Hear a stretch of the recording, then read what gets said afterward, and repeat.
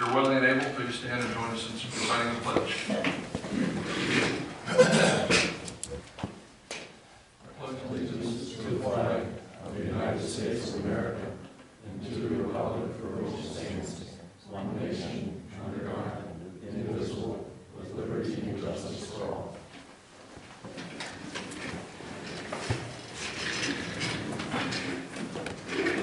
Thank you for those who are attending tonight. We always welcome comments. So when we get there, please, if you plan to say anything, sign in at the back table and step to the microphone when the public comment section comes on our agenda. First item after the pledge, we have in front of the Commissioner's agenda for tonight's meeting. Are there any additions, corrections, or changes that anybody would like to prefer? I have two. I'll let you go with the street hold this thing without it. Talking about reordering? Oh, well, first, I would like to add under new business, PC meeting calendar changes. Apparently at last night's meeting, the township approved their meeting dates, which means we have to change ours so that they're in concert and follow the board meetings. Secondly, we have somebody who is here for a lighting amendment and change, and so that he doesn't have to sit through some of our other events. I'd like to request that we change the order of new business and old business, swap 13 for 14.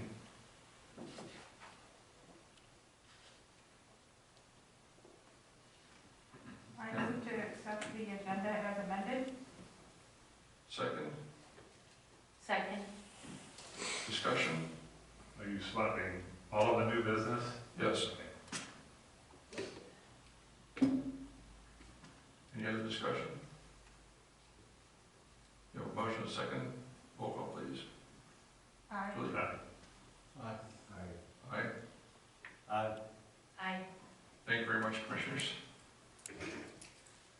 You now have an opportunity for public participation, which really is common. Minutes. Oh, sorry. Jumping ahead. Approval of minutes from February 22nd. I've got a change on page 4.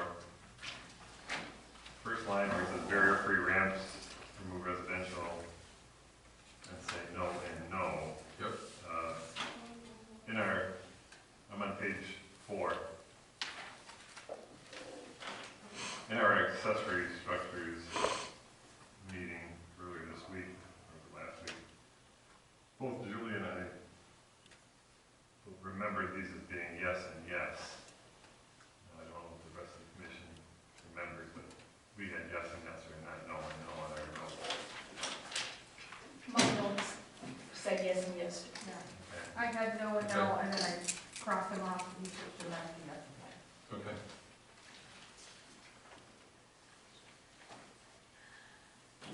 Anything else? I have one on page 1. The feed bar report under number 8 was not given by me. There was no report given. I also wrote down that you spoke and said something. I did, but I did not give a report. There was no report to give.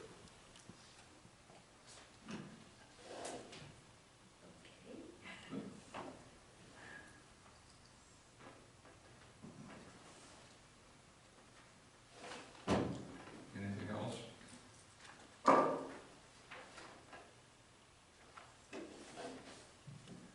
Comments? Questions? Any other comments? Move to approve minutes as amended. Second. Second? All in favor? Aye. Opposed? Thank you very much. Appreciate it. Okay. Now on to public comments. If anybody would like to make a comment, please step forward and give your name and address. And please keep your comments to germane to what you think we might be talking about tonight. Pat Schloss, 5420 Farrell Road, and as you've probably seen in your email, I sent a proposed ordinance draft language dealing with the livestock ordinance. And so far received very positive feedback from you all, people on the trustee. I guess I should say qualify that, and that not necessarily approval, but just grateful that something has been proposed.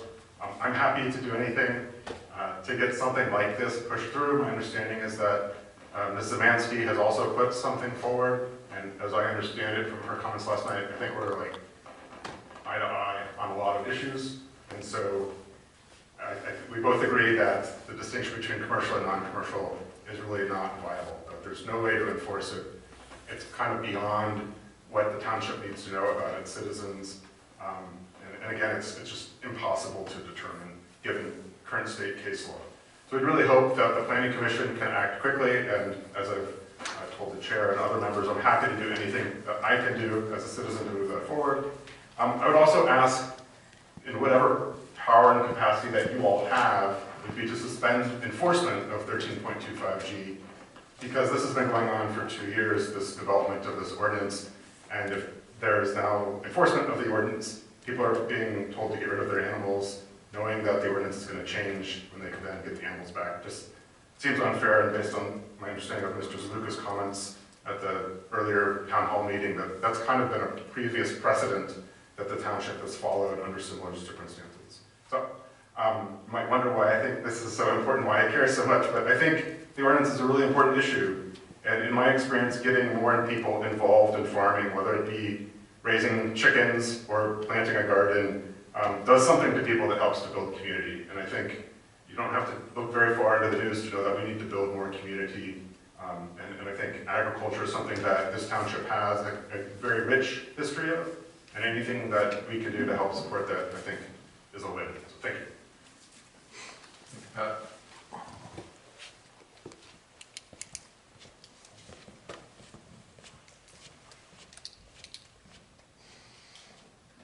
Good evening, I'm Peter Stevens, 7500 Trotters Lane. Mostly I'm here for this public comment, at least to echo a lot of what Pat just said.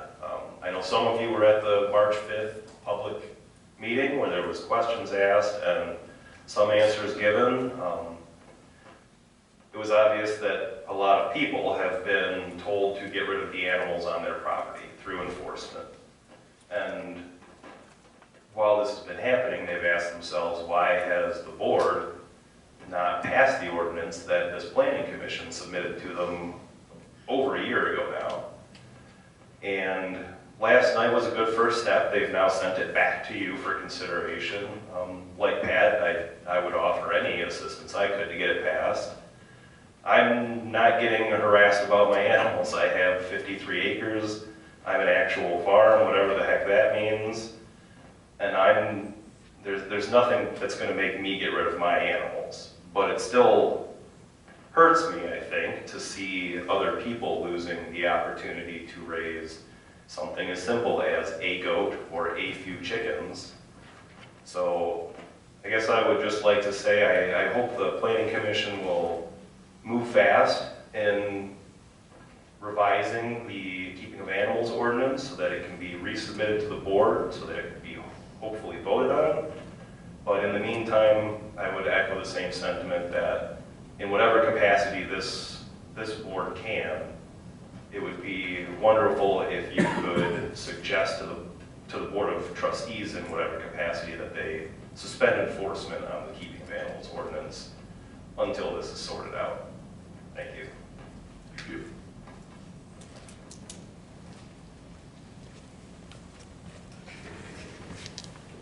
Good evening. My name is Craig Brown, 7849 Webster Church Road. The United States was based on the Constitution. Okay? God gives us the rights. I'm sorry, board members, but you do not give us the rights. Okay? So, we have the right to pay taxes, but now you're telling people they don't have the right to raise chickens so they can eat? I would ask all of you, you have a God syndrome here? I don't understand. So if you have 2 acres or more, why can't you have chickens? If you have 1 acre, why can't you have chickens?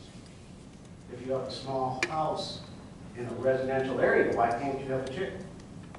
During World War II, after the war, everybody had a victory garden. Victory garden. Where in good old Britain, you're allowed 3 eggs for a family per week. Let's get real. We're all Americans, right? We should have freedoms, life, liberty, and the pursuit of happiness. I'm sure some of you people here had to take the oath of office. You're supposed to follow the Constitution. Don't tread on people. You're not supposed to do that. We're all Americans. Thank you. Thank you.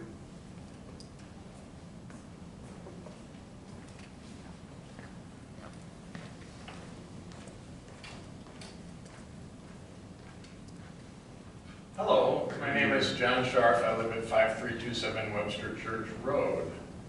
Last night at the board meeting, a woman from Ypsilanti came and talked to us. She represents the Citizens for Local Choice.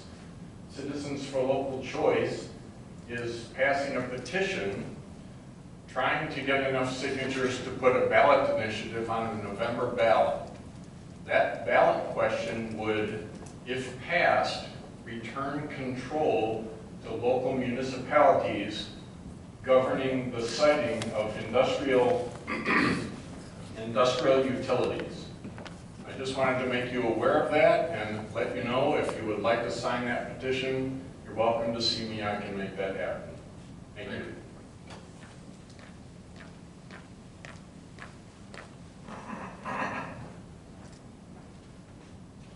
Anybody else?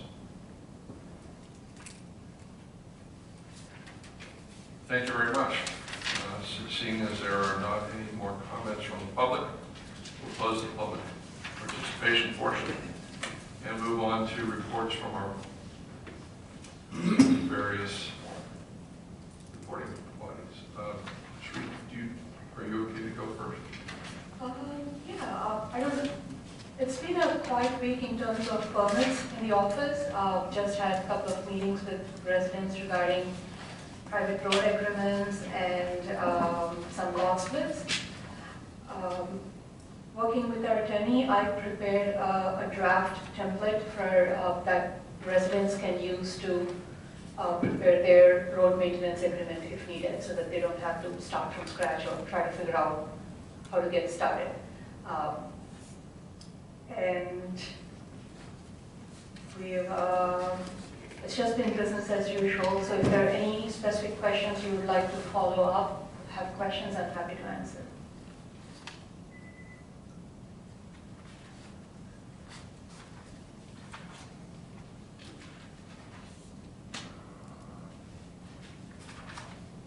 Any comments? Any questions of Sri's report? Seeing none, we'll move to the Township Board report. I think Member Westman asked me to print the current copy of the packet. I'm guessing he went to grab that. Oh. And I apologize for changing the order. We were supposed to get approval for this, but I think if the commission agrees, we can come back to that. Zoning Board of Appeals, Mr. Kleinschmidt. The Zoning Board of Appeals has not met since our last meeting. Last night at the Township Board meeting, they did appoint an alternate. We have not had an alternate. They appointed Joseph Peterson as an alternate to the CBA. Also, I've been trying to get a hold of the different members. I got a hold of a few of them, but we want to set up a meeting to, Sri wants to go over procedures and our bylaws and update. And also we have to appoint officers. Seems our chairperson has stepped down and then get reelected, appointed. Any questions for Mr. Kleinschmidt? Seeing none, and since our Peter Arfeld is also out of the room. Kay, are you able to give us a report on the Natural Features Committee? Sure. I don't think I did a good job last time explaining what we do, so I'd like to try again in two ways. First, to compare and contrast a little bit. So the Planning Commission is responsible for developing and proposing zoning ordinances that support the goals and objectives from the community in the master plan. And because we have a lot of natural features that support farming and also form the basis for our infrastructure, because we have wells that use drinking water, we have our effluent from our septic fields goes into the soil, and a lot of our stormwater management is from woodlands and grasslands and wetlands and all that. Because of that, we have a lot of protections also in the master plan and in the zoning ordinance. So, so the Planning Commission is responsible for those things. So we have help to do that. We have our planner, and we also have the Huron River Watershed Council experts. And for decades, they've been helping us when we ask. And none of that has changed. Any of us, when we know who our new contact is, because Chris Olson is retiring, I'll let you all know, any of us can ask questions, get information. So, given that's what the Planning Commission does, the Natural Features Committee does not do any of those things. We do not advocate for zoning ordinances, we do not work on zoning ordinances, and we do not oversee the zoning ordinances to make sure there's protections in there. That is totally not our purview. So what do? The focus we were given by the board is education and engagement.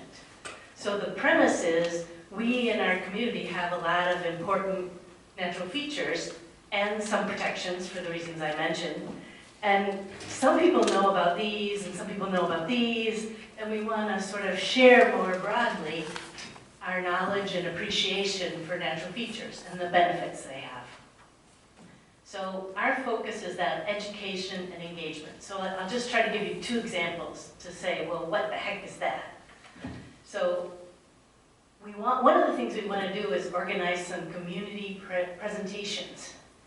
And one that we're going to make a proposal. We're going to have a document where we seek input from the boards, the community. But one idea is what I gave you last time. This is land use for a healthy watershed.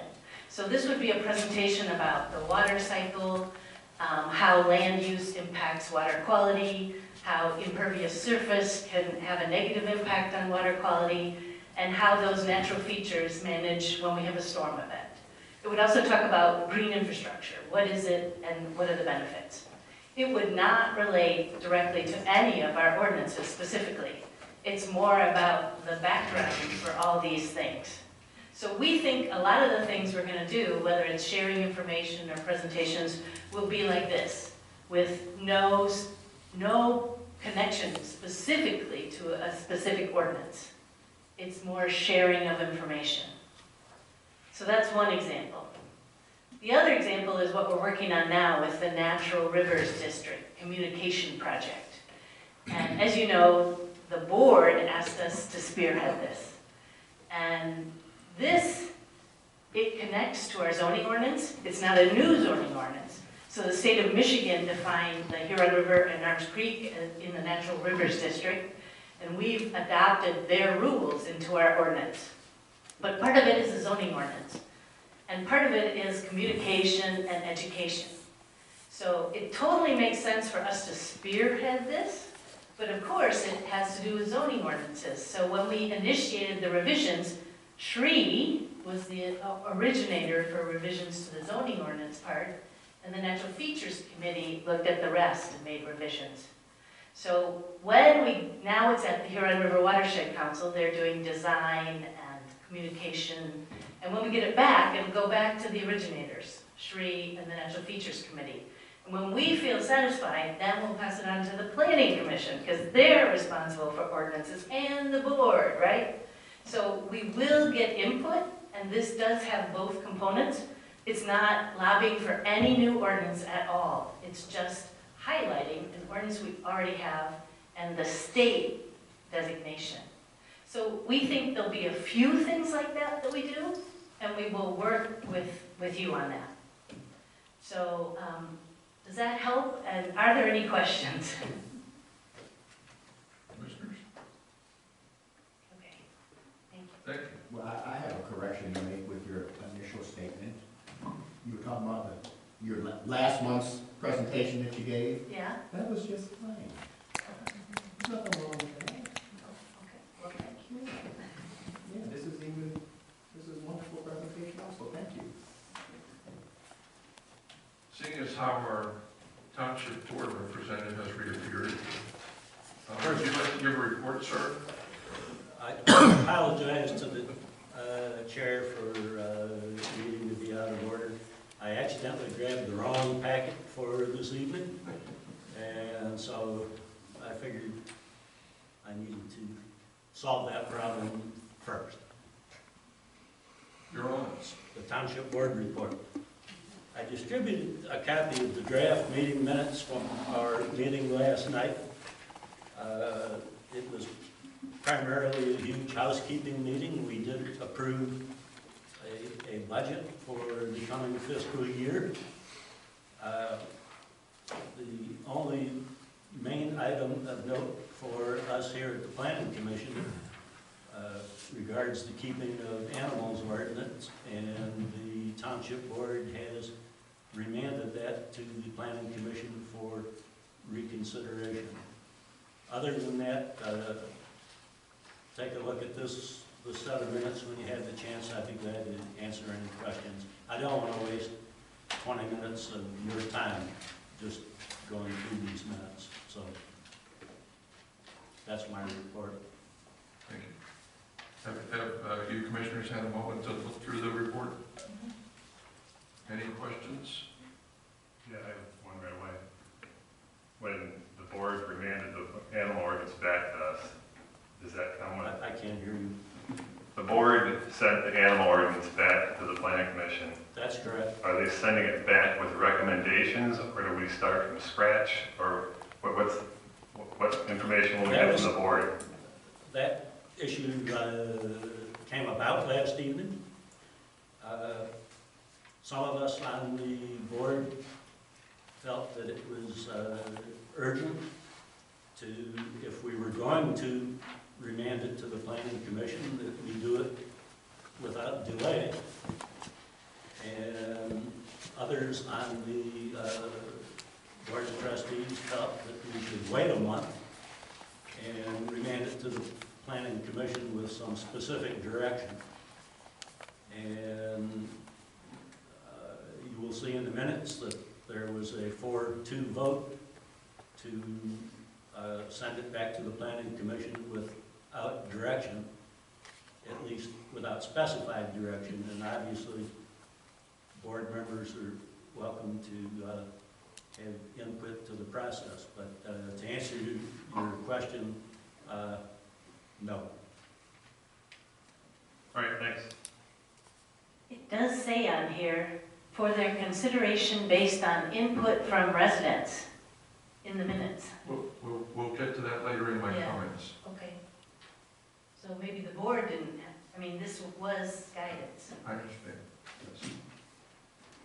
We have guidance and there's discussion. We'll get to it. Anything else for Webster or Westman on the board report? Do you have anything to offer us on the PDR? No actions, but some very interesting news. I think I mentioned before that the Ann Arbor Greenbelt Commission was considering expanding their area of coverage to include all of the Huron River watershed area. They have decided to do that. So now all of Webster Township will be part of the Greenbelt, and that opens up approximately half the township to that funding, which was not available before. So that's a pretty big deal that we've been advocating that for years.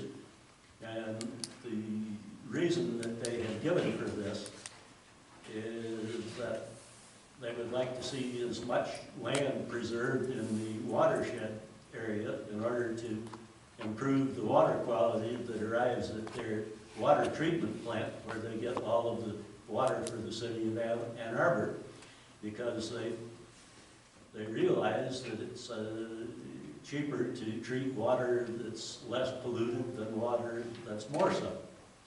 So that is the logic behind why they have expanded their coverage area, but it's good news for us. Thank you. And I guess I would also report that there's been some progress with the Lake Erie RCCP funding. It's about $7.5 million, but there's no mechanism to apply for it. And this has been up in the air for a year, and according to our consultant Barry Lonick, there's now some movement on this, and so sometime in the future we may be able to apply for some of that money too. It's sitting out there, but nobody can act on it, so hopefully something will happen there. But the Greenbelt issue expansion is a pretty big deal for us. Any questions, John? I do. So you said it's good news for us. Will that bring funds to help some of our efforts, or is it just representation on that board, or how do we interface with that Greenbelt initiative? I'm not understanding. Well, if there's a Greenbelt initiative and they have money, If you would use the microphone, I could probably hear you better. I'm hearing it, I'm getting deaf up here. So with the Greenbelt funds, Yes. how does it impact us? Do they just go, hey, we're taking over a farm, or do we No, work it just with them? gives us another source of funding. We know where the current Greenbelt boundaries are, and if we would submit an application for funding in areas that are not currently in the Greenbelt, they would let us know right away. Okay. So now, and I'm not sure when this will actually happen, I just know that it's been approved. So I'm sure our consultant will let us know when they are accepting applications for the new area, and then we will be able to submit those applications. That doesn't mean they'll be funded, but before there was no option. I know of one particular property on North Territorial that's right on the border, and it would now be part of the Greenbelt, and so that is one we could reconsider that we had not considered before. But the only thing, it just changes what properties we can file applications for. Okay, thank you. Anything else? And I would ask if people would please use their microphones. I could hear you absolutely perfectly when you use the microphone. I'll try, thank you. Well, I shouldn't have, frankly, I shouldn't have to ask over and over and over. Okay, we've changed the order, so we're doing new business first. I believe the first item under new business is St. Joseph Church Site Plan Phase 1 and 2 lighting amendments. Are you, or who's running that? I can give you a little brief background. So when I brought the agenda as an update to the Planning Commission, I was corrected that the Planning Commission has to authorize me to review and approve it administratively. It's not the other way around. So now we have the lighting amendment for both Phase 1 and Phase 2 on the agenda. Based on the information provided to you, is the Planning Commission makes a determination that this can be reviewed administratively. We just like your direction so that I can work with the applicant's representative and review the amendments and approve them administratively.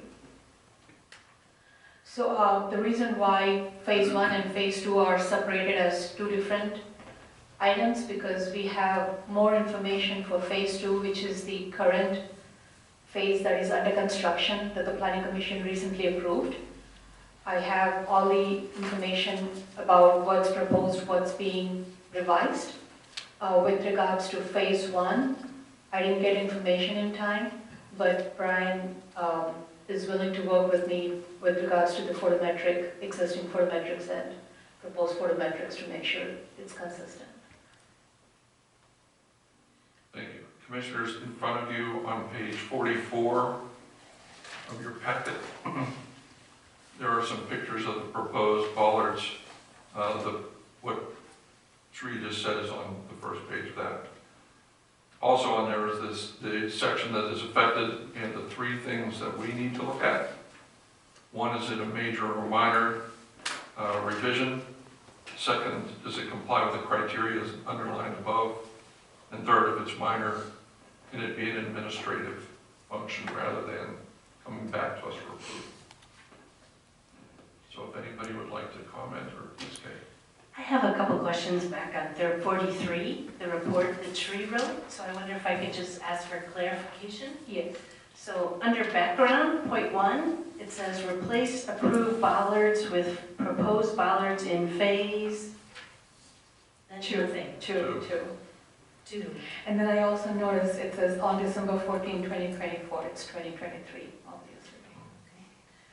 And then under the second section where it says the applicant has provided the following, under number 5, it says, however, has noted that the proposed luminaries are 200 lumens less than the approved fixtures for phase 2. And my question is, are they also less than the approved fixtures for phase 1? That, I don't know, that's the information that's missing. Okay. And then maybe that explains the final comment. Based on the information provided, a final determination cannot be made. From my end. From your end. Right. Correct. Thank you.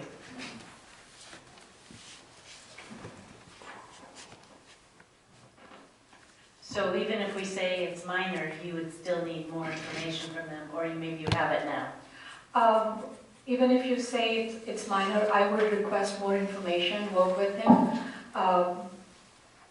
In my opinion, that information is something that can be reviewed administratively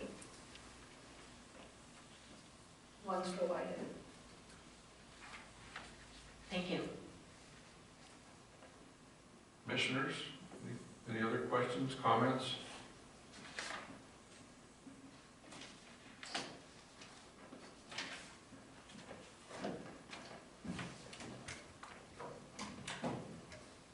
Julie, anything? Paul? No, fine. Great. George? Anything you'd like to offer? Sure, I can just give you a little history on it. So the bollards that are. And who are you? Brian from Mass Commercial Lighting, sorry, I've been here a couple times now, I thought you knew, but anyways. So the bollards that are in phase 1 and approved in phase 2 are an older style bollard.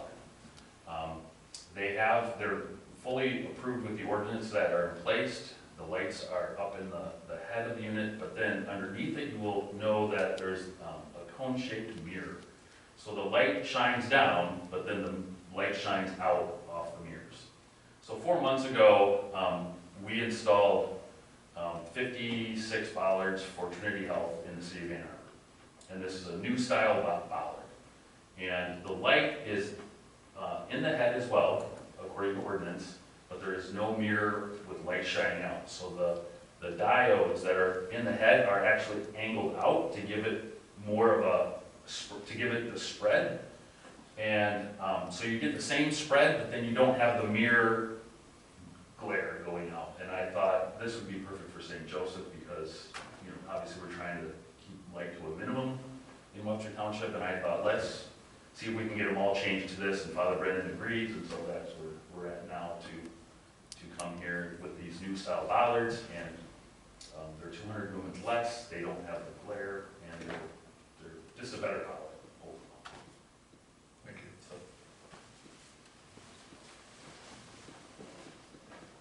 So commissioners, question number 1. we agree that this is a major or minor issue that can be handled administratively by Sri.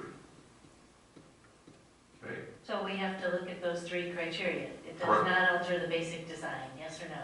Correct. Each of those criteria, because it definitely doesn't meet any of the other criteria. Correct. Okay. So major or minor. So so personally, I don't see that it alters the basic design of the lighting plan.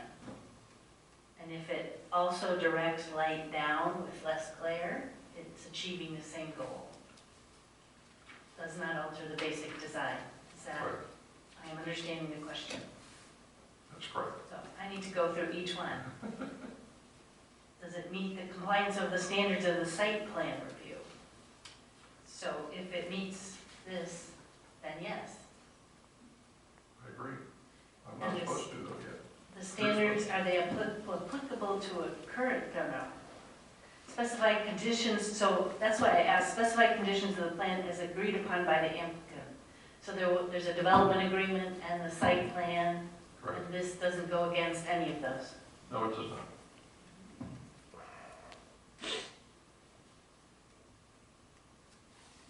Commissioners, any other comments, questions? No, I'll move that, ready for a motion, or is that? Ready for a motion? Sure. Okay, I'll move that the planning commission pass this to the zoning administrative review administratively to review the changes with St. Joseph Church on Bollard's lighting For phase 1 and 2? for phases 1 and 2. Thank you. Second. Commissioners, Julie? Vote. Paul? Oh, aye. Aye. Aye. Okay. Aye. John? Aye.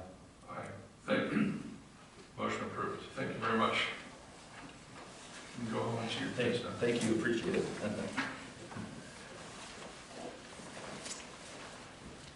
The second thing that we had put under new business,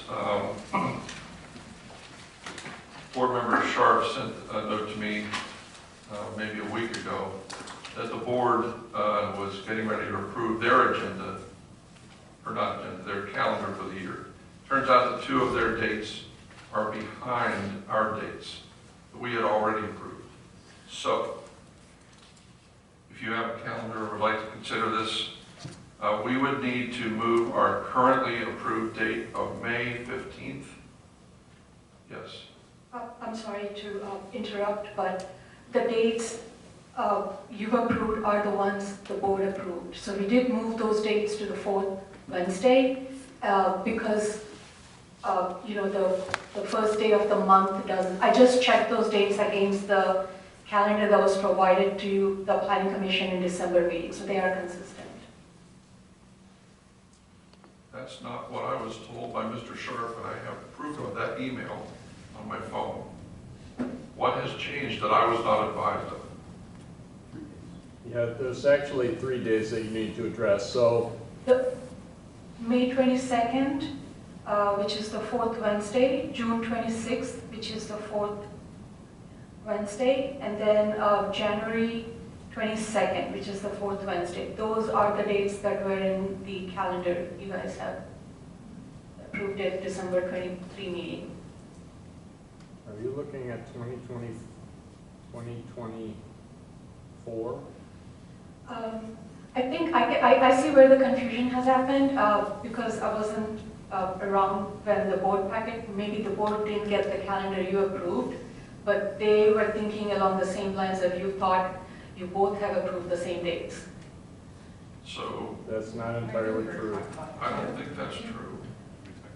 If I may, Chair? I don't remember if we talked about it. There's 2 months of the year where the first of the month is a Wednesday. Sri has identified those 2 months. But the other date that came up was that June 19th is a federal holiday.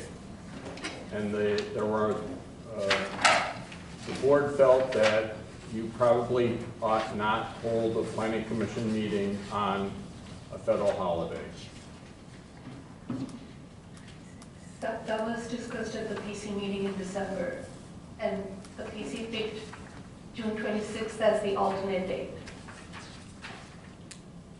Well, whatever's worth, those aren't the dates I have.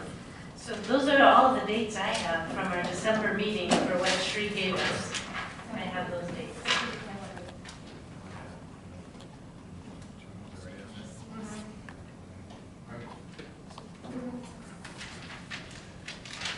No offense to the board, but how come you didn't know this? The week, because she's correct, we already had it changed. We had it changed.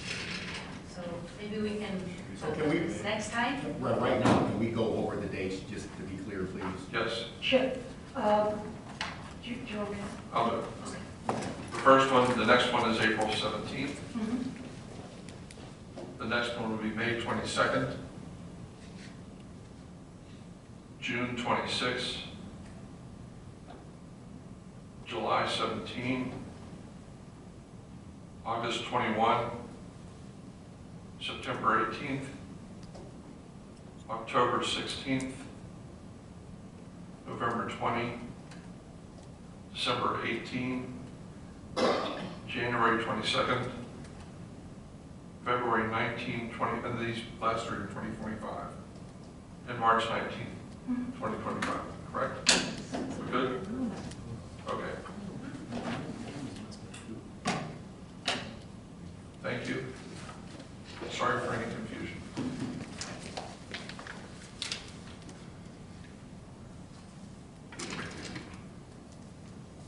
On to old business. We have been working on this for a while. That is the accessory structures. Ahead of time, I will say this. There was a lot of discussion about,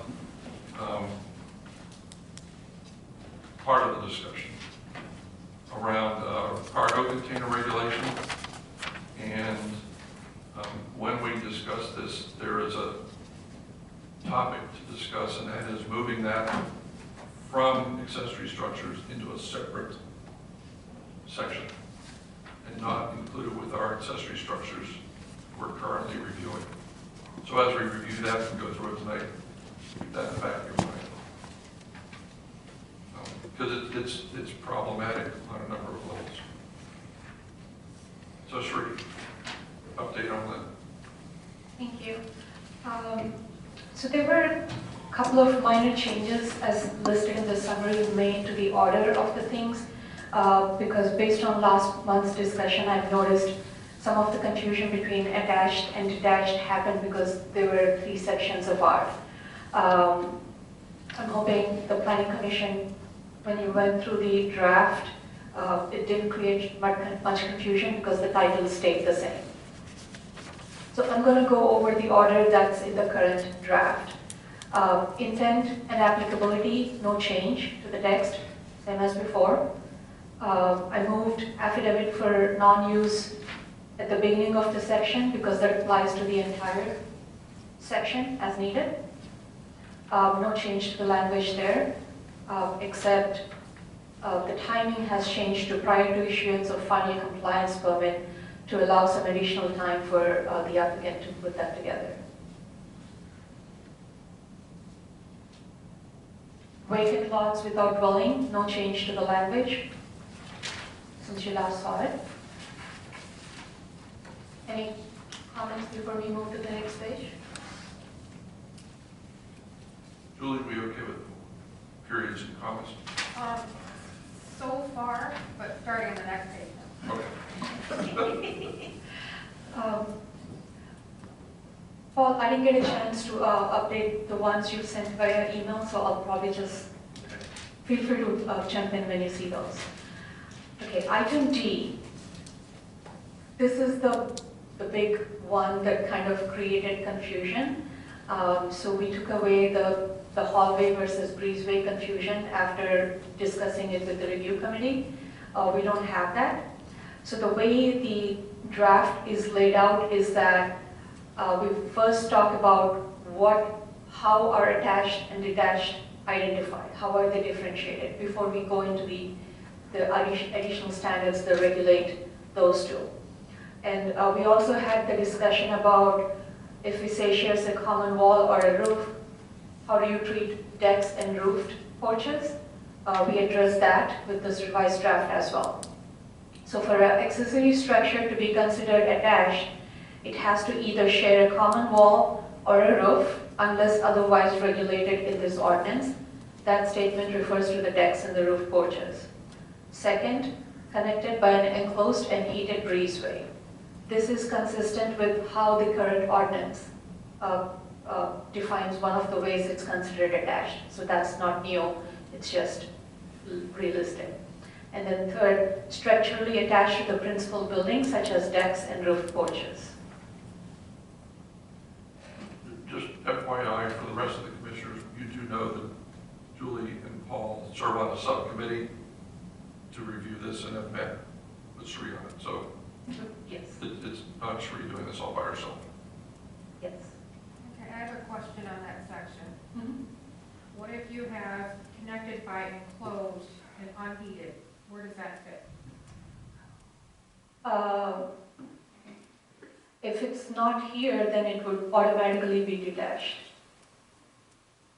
Because if we go to detached, it's connected by open breezeway. We could probably, under attached, just say one of these ways, otherwise it's considered detached. That way, anything that's not here, it automatically falls under detached. But aren't you creating the confusion, because before you say if it's got a common roof, it's attached. Now you're saying if it's not heated, but it's got a roof, it's not attached. That's why we said unless otherwise regulated in this ordinance. I mean, if you want, we can put it, okay.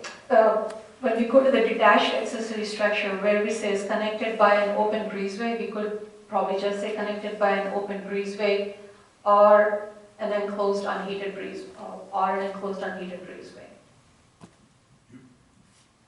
Yeah, I guess you don't, it just needs to be, I mean, that's an option that we didn't cover. We did, but sometimes things like that, it's the administrative interpretation is not as cumbersome as some other places. So sometimes even if you don't say it, it's a clear interpretation, but putting it there also doesn't hurt. I know you're making changes, but the ZBA in the past has always considered if it's connected, it's considered attached. But that's not how the current ordinance is written.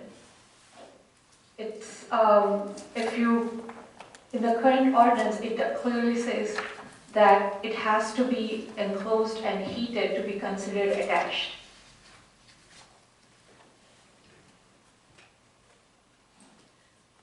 I can read that.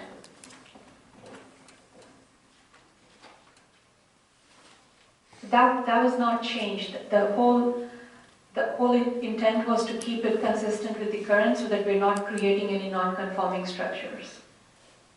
I'll pull that one moment.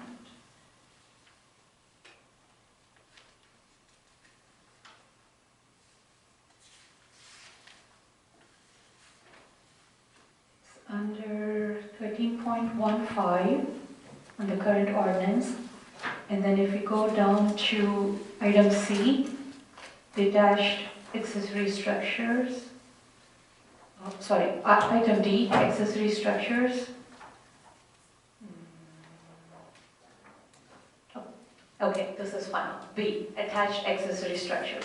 Unless otherwise specified in this section, accessory buildings and structures that are attached to the principal building, such as an attached garage, roofed porch, covered roofed deck, heated breezeway, or workshop, shall be considered a part of the principal building.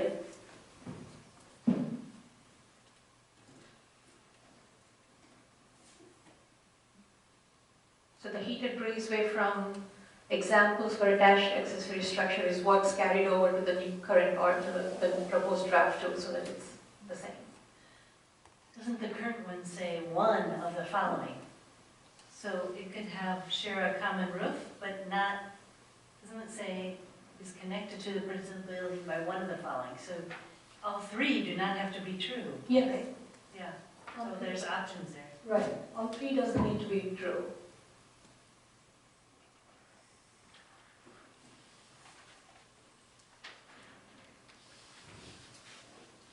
Any questions? Should I move on? Are we agreed to add, or are we down to D, detached, or Right, are we talking about D, A, 1, 2, 3? Julie or Paul, are you recommending we add language then to number 2 under A or not? Talking about 2A2, about Yes. unheated breezeway, is that what you want Yes. to read, unheated breezeway there? Okay. But before we get there, are we okay with 1, D1? Attached accessory, the images and the text. So, I have a question. For the heated, how is that defined? So the current ordinance, I've approved 2 permits where it's not centrally heated, they just put an independent heater in the breezeway. Which I would think is fair. Fair, so we're not changing that requirement, we're keeping the same. Okay, so that is a potentially so it's a, more than likely you have to have electricity in there. Right, Thus, they can have a portable heater, stretching it, but maybe even a light bulb, the old-fashioned light bulbs that get hot. I'm bringing it up simply to say, does it matter? So if it's covered, if it's connected and covered, heated or not heated, you can easily put heat in there, assuming you have electricity. So does this really matter for what we're talking about? In other words, moving it down to say you have a connected breezeway, but it's not heated, but yet it's easily heated with a portable heater. But you're making assumptions, George. You're trying to pick a potato chip that's different than another potato chip. Because then you're gonna try to enforce whether it's electrified or heated or got a portable heater or kerosene heater. Well, no, I'm coming back with what Rick was talking about, and that is using the word heated something that's enforceable. when they submit the plans, that's when I ask them, is it heated? How is it heated? And they provide drawings where the heater is located. I think the reason why, it's a 2-part.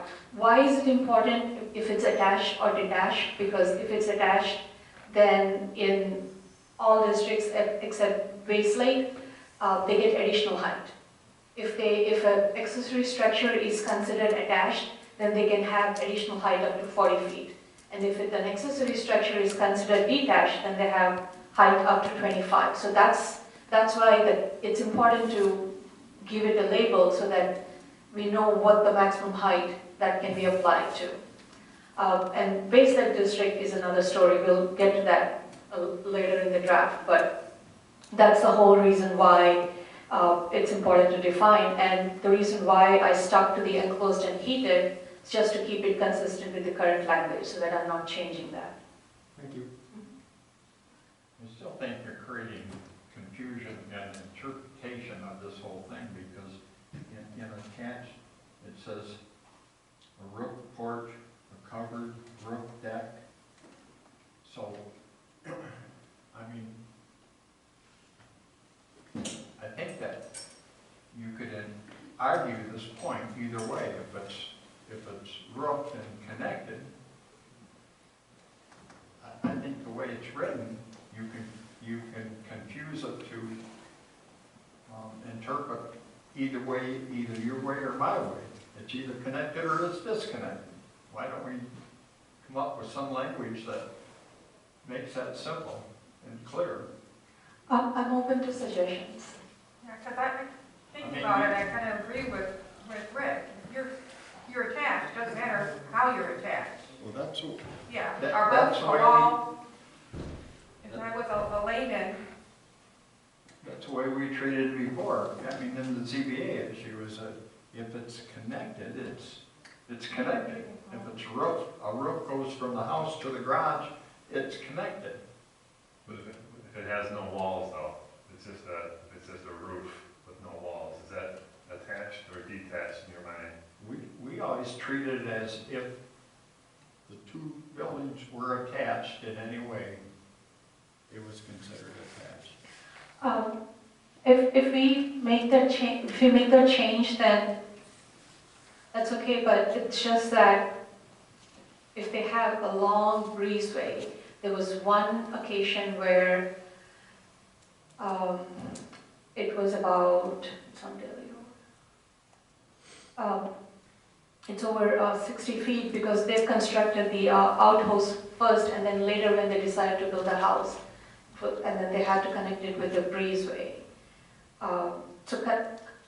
Building a roof is much cheaper and quicker to get that additional height for the detached accessory structure. I'm not advocating one way or the other. I'm just explaining that if the Planning Commission wants to consider connecting by open breezeway attached, that's fine. But that would just allow the other structure to have additional height, which doesn't make much of a difference for any districts other than Base Lake.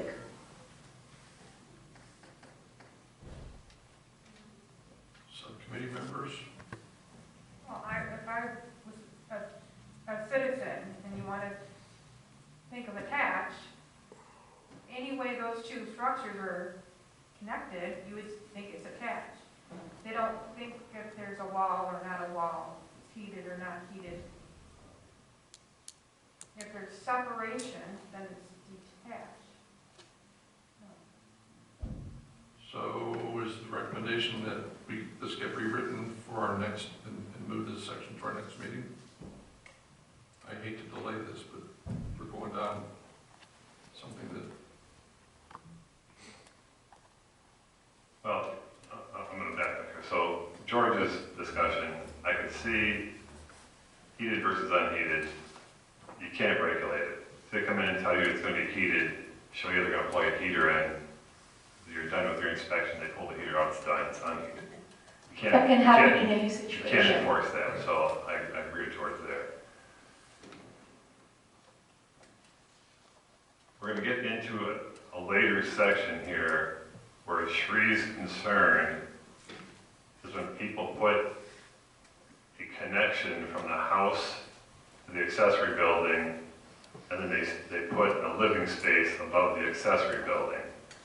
Some of this leads into that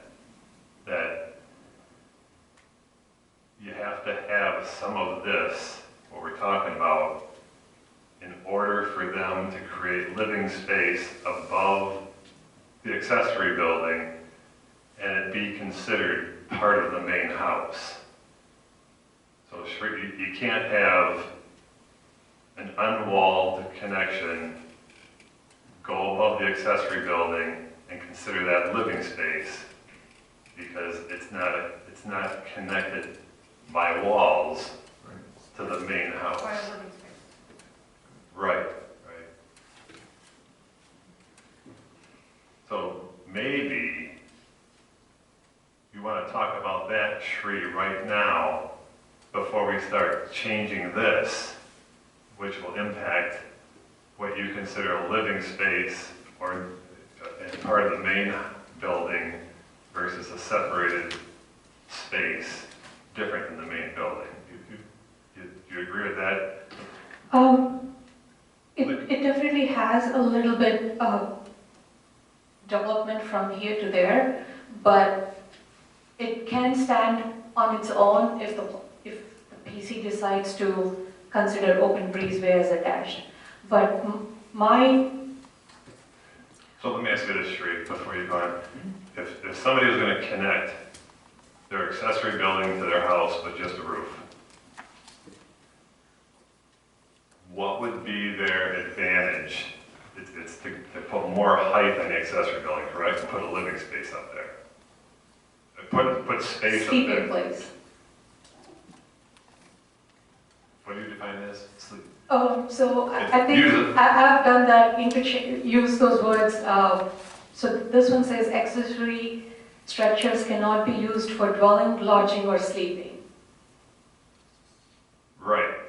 I mean, they can use it for like an entertainment center or a home Right, office. but this connection with just a roof Right. allows them added height, so they can put something above the accessory building and usable space for their family. Yes. Put it that way, versus them hitting their head on the rafters all the time.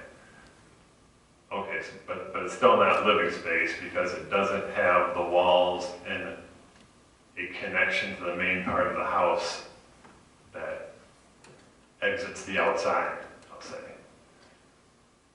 Yes, I feel like this is how it started. We started the language simply and then went into a long discussion and then got into this complicated language with the last draft, and then now we're trying to simplify it, and then we are going down the same path. So I just wanted to take a pause and then wanted to clarify that I get it from a normal perspective. If it's attached, it's attached. If not, it's not.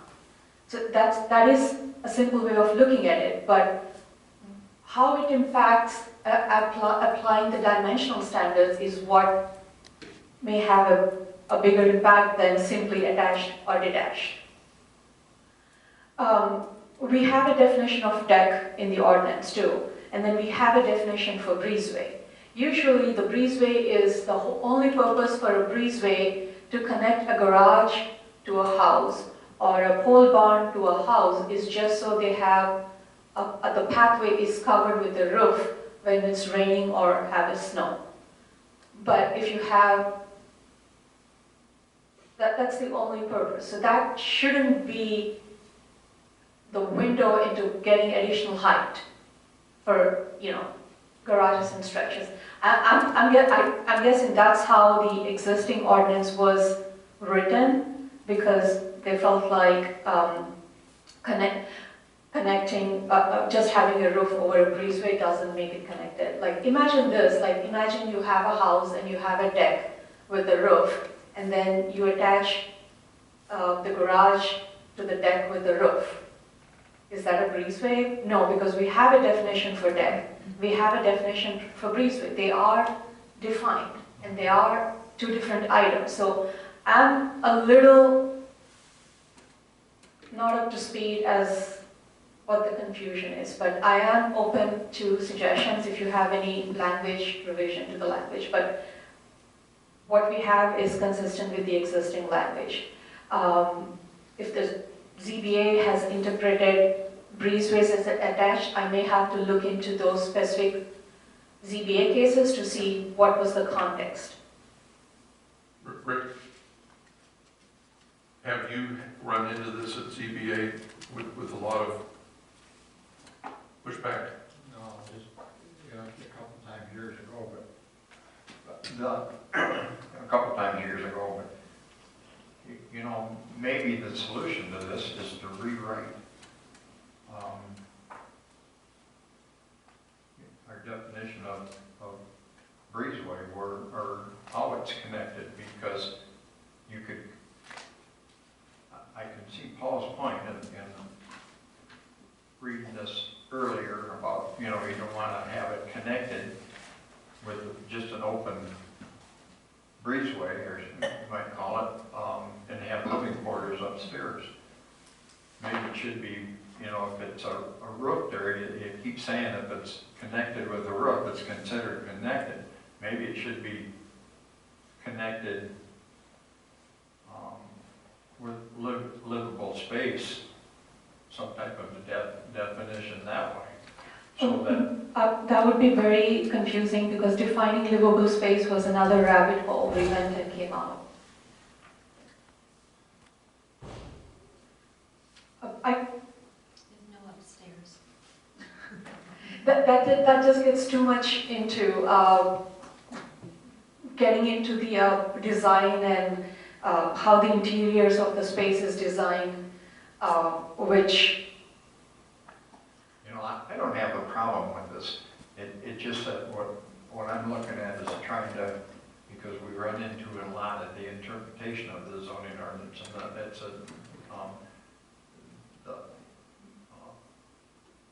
what the ZBA basically does is interpret the zoning ordinance, and we want to eliminate the confusion, but as long as you don't think that it's enforceable and understandable, we'll go along with it. I mean, Sheree, so the way this was drafted with you in the committee, this is to alleviate or simplify your job in trying to approve or deny or provide counsel to somebody who's attempting to do this. Right. I just wanted to read two definitions for planning commission. I know it's extending the discussion, but the definition for deck in the current ordinance: a floored structure having footings, posts, and steps, typically with railing that adjoins a house. And then I want to read the definition for breezeway, the current ordinance. A covered structure connecting an accessory building with the principal dwelling unit. So the current definition assumes that the breezeway is covered. And these are in the definitions. And then the heated enclosed part is in the accessory structure standards. So when somebody comes and asks me, is it attached and detached, I have to jump between the definition and that structure to tell them it has to be enclosed and heated to be attached. So what I'm doing is trying to get it all in one section, which was in two different places in the current ordinance.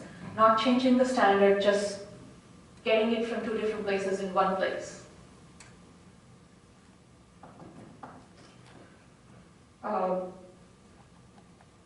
We can put a pin and come back to it. This is kind of like deja vu, what happened at the last meeting.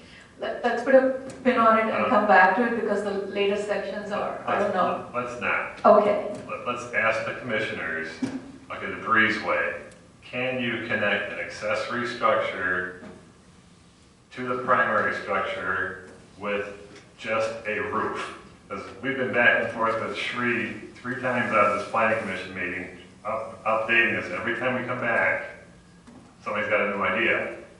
So the point here is, the debate is, does the, I won't even call it breezeway, does the connection between the accessory structure and the primary structure need walls? Is just a roof allowed? Everybody weigh in. We're not going to go back and come back with something and then go through this again. Thank you. Because the more we come back to it and then go down the same path, it's getting more confused for me. So I think the answer is yes, and I think it says it right here, under 1A. When it is connected to the principal building by one of the following ways. And one way is to share a common wall or a roof. Okay, I know what the current ordinance says. So you're right. Do we I want would to, say yes. do we want to keep what the current ordinance says or change it to say you can simply have a roof connecting the accessory structure to the primary structure? And call it attached. And call it attached. That's where we're hung up on right now. Right. The heated thing, I think George is right. They come in and say they're going to heat it with an electric heater. Everything gets approved. They unplug the heater. You can't enforce it. So You're saying just keep 1I, 1AI, just the first one? Or just... I'm just saying, answer the question. You'll want to allow a detached building to become attached with simply an open air roof. If you look at our original ordinance, I would say you do not need walls, because it talks about a rough porch or a covered deck, and they're attached. So what? The heated breezeway, though. The only get a heated breezeway is to have walls. But why do you mean you only have a rough porch? I mean, The purpose the porch and the deck serves is different from the purpose a breezeway serves. Yeah, the roof porch is a roof. They are attached accessories to the dwellings. They have a purpose that it serves. But they don't connect on their building. okay. They don't, yeah. I vote that a breezeway is not attached.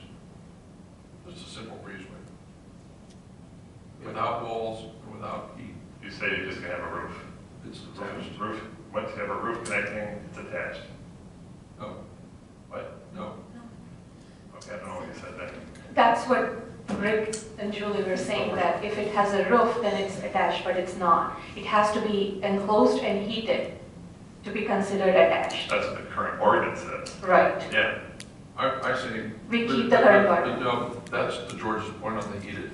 You need to drop the heated because nobody's gonna be able to enforce heated. But if it's got walls and a roof, then you're attached. If it's a breezeway with just a roof, it's not attached. I'll go along with that. I mean, that simplifies it. If you can't enforce the heat, if it's got walls and a roof between the two structures, it's attached. If it's just a roof and you're walking, like you said earlier, to get out of the rain, it's not attached.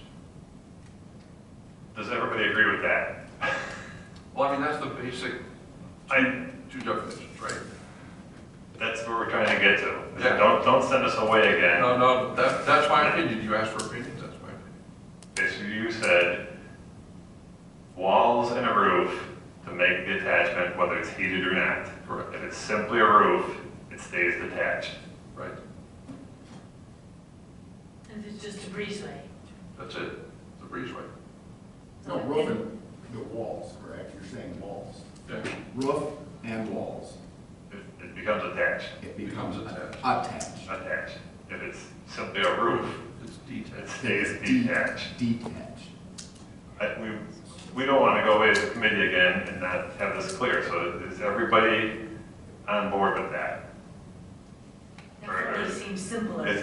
So basically, just drop the heat topic. Yes. Yes. Keep it as Drop it. written, just drop the heat, Right, Yes. right? Is that right? Well, it also says you have to have walls and roof, whereas right now it doesn't say that. I mean, if you drop the heat, enclosed means wall and a roof. right, It's enclosed. it's enclosed. Okay. Then it does say that. Well, do we have a majority? We have a majority on that. Aye. Okay. Yeah. Okay. Connected by Should we make that work? I'm good with that. So I'm not either here or there, I was just trying to keep it consistent with the current ordinance. And what we're doing here is we're not creating any non-conforming structures, we're making it a little bit easier. Right. So, it's good. Okay, moving on to, so I will take the word away, I'll take and heated away from the second item, and then I'll also take and heated away from the image and the title. Okay, Response. 3 spots, yes. Okay. Moving on to detached accessory. So that's good, right? Open breezeway. Okay. That's what we just agreed to. On to page 15. Right. Okay. The language in black is what it's from the current ordinance, and you've reviewed it before, no changes there. Item 3 is the new revision, modified revision from the last draft. And the whole intent for that to be in here is primarily to serve Base Lake District and a couple of permits that I've reviewed in Base Lake District, because they have a whole another way of identifying setbacks for detached and detached. The goal here with this language is that if people wants to have a bedroom on either on the first floor of the attached, like behind the garage or above the garage, if they want to have a bedroom and they want to connect that to their dwelling, then they would have to meet those requirements for the breezeway to be able to do that.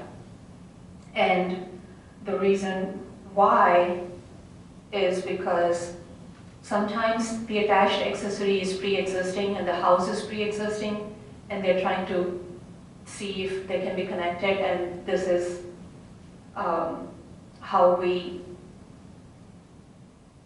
like figure out when it's applicable and when it's not. So, So my question is it in 3A, we have the same issue with heated?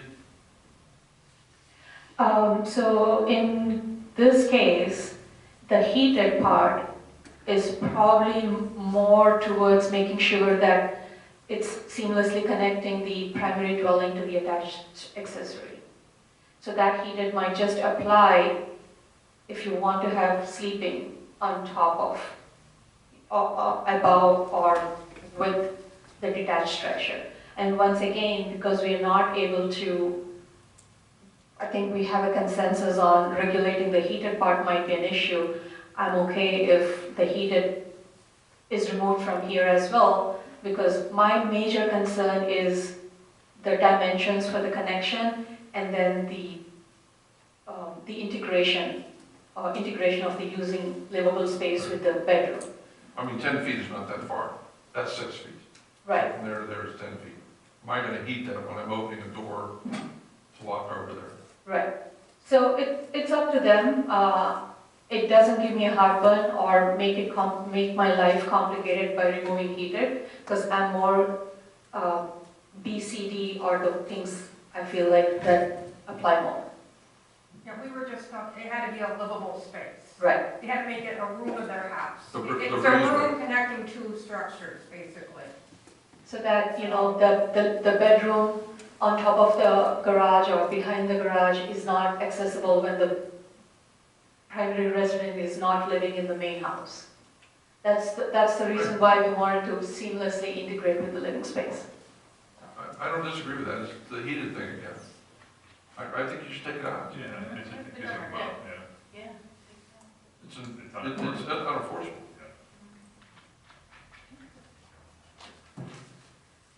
Okay, so on 3A, we're removing, it'll say it is connected by the dwelling unit by an enclosed breezeway.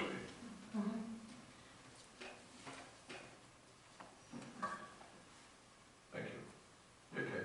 I have a question about what is the rationale for only allowing an exception for sleeping purposes and not if I want to have a den or something else? So you can have a den in an accessory structure, because I think that's where we kind of interchange the words. The prohibition just talks about sleeping, lodging, or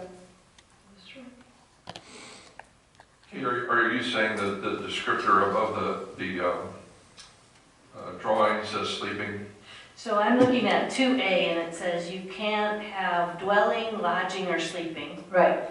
And then I'm looking at 3, right in the top where it says you may get an exemption for sleeping. Right. So I consider den dwelling, and therefore I say, oh, I cannot get an exemption for den, only for a bedroom. But maybe I didn't use the word dwelling properly. So I'll define the word dwelling. We have a definition for that. Any building or part thereof containing sleeping, full kitchen or full bath facilities intended for residential use. So my den doesn't have those things then? Right, so it's So just, it's allowed? it's allowed. Okay. That wasn't clear to me when I read this, but that could just be me. Because the definition of dwelling is not here. Would you please add the definition reference there then? In parentheses or something? Under, Wherever you want to put it there, because you're referencing a dwelling in the definitions. so we can say unattached or detached accessory building shall not be used for dwelling, lodging, or sleeping purposes as defined in Article 2. There you go. Yeah, good. Not all three are defined, but whatever is defined. Gotcha. Thank you. I have a question on 3D. Mm-hmm. What does seamlessly connect mean? Does that mean no doors on either end? Right, so that it cannot be accessed independently. I mean, I don't know if the fire department would approve an arrangement like that. That seems like that would present a fire safety hazard if you had no doors to isolate one part of the structure from the other.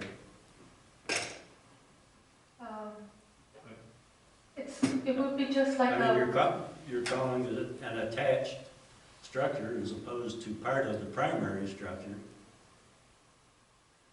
As far as fire is concerned, I don't think they get attached or detached as long as they have access from the exterior to. The only place they are very particular is that if it's detached, then it has to be at least 10 feet away for them to go around it.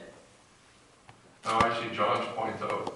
If I am on an attached structure on the second floor sleeping, and my only way of exiting that in an emergency situation is down the stairs, through the breezeway, and into the primary structure, No. I've created an unsafe situation. That's not what this means. What she means by this statement is the space above the accessory structure connects to the main building, primary building, through the breezeway, which can have 4 doors if you want it. But one of those doors has to go to the living space above the accessory building. One has to connect to the main primary structure.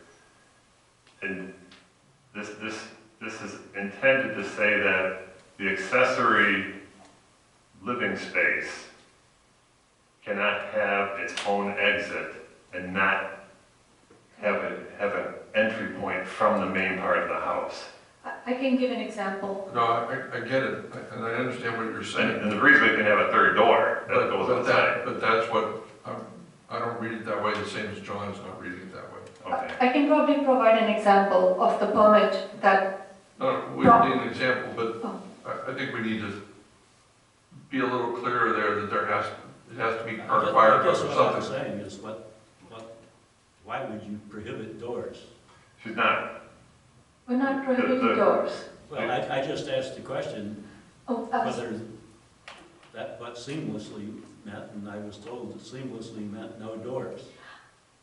Maybe I And misunderstood the question. I think that maybe no doors should be allowed, but I certainly think they should be permitted. And I do think no doors creates an unnecessary safety issue. Well, let's look at the concept here. We'll get, if we take the word seamlessly out, we will. The concept is you've got space on the second floor of the accessory building. The entry point to that has to connect to the breezeway directly. It can't go into the garage, which has multiple exit points, and then enter the breezeway. That's why she used the word seamlessly, probably is when you leave the breezeway, one of the exit points out of the breezeway goes directly into the accessory space above the garage. The living space above the accessory building. Gosh. So her point here is... Well, how can that be? You would have 2 floors, so But you're going to have a stairway right. to give you direct, so it's not direct access. It's going to go directly, well, somehow it's going to go directly to that stairway. I can make another attempt with an example.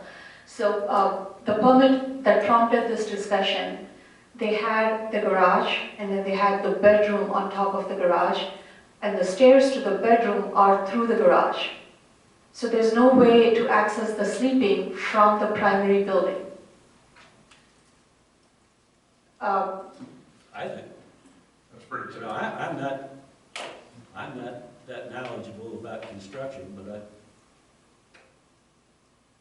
I think between a building and a directly attached garage, you still have to have higher grade of drywall and fire rated doors.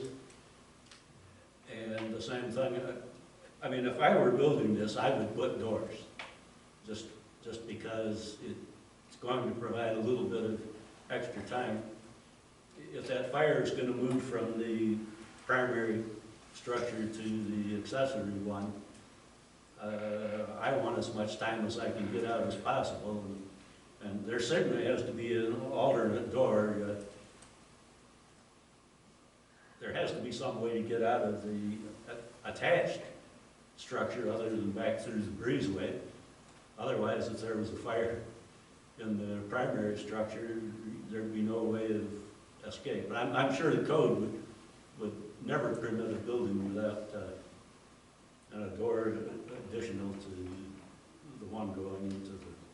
I think you've answered your question, because the fire code, the fire rated wall requirements, and then the exit and entry point requirements are reviewed as part of the building permit review.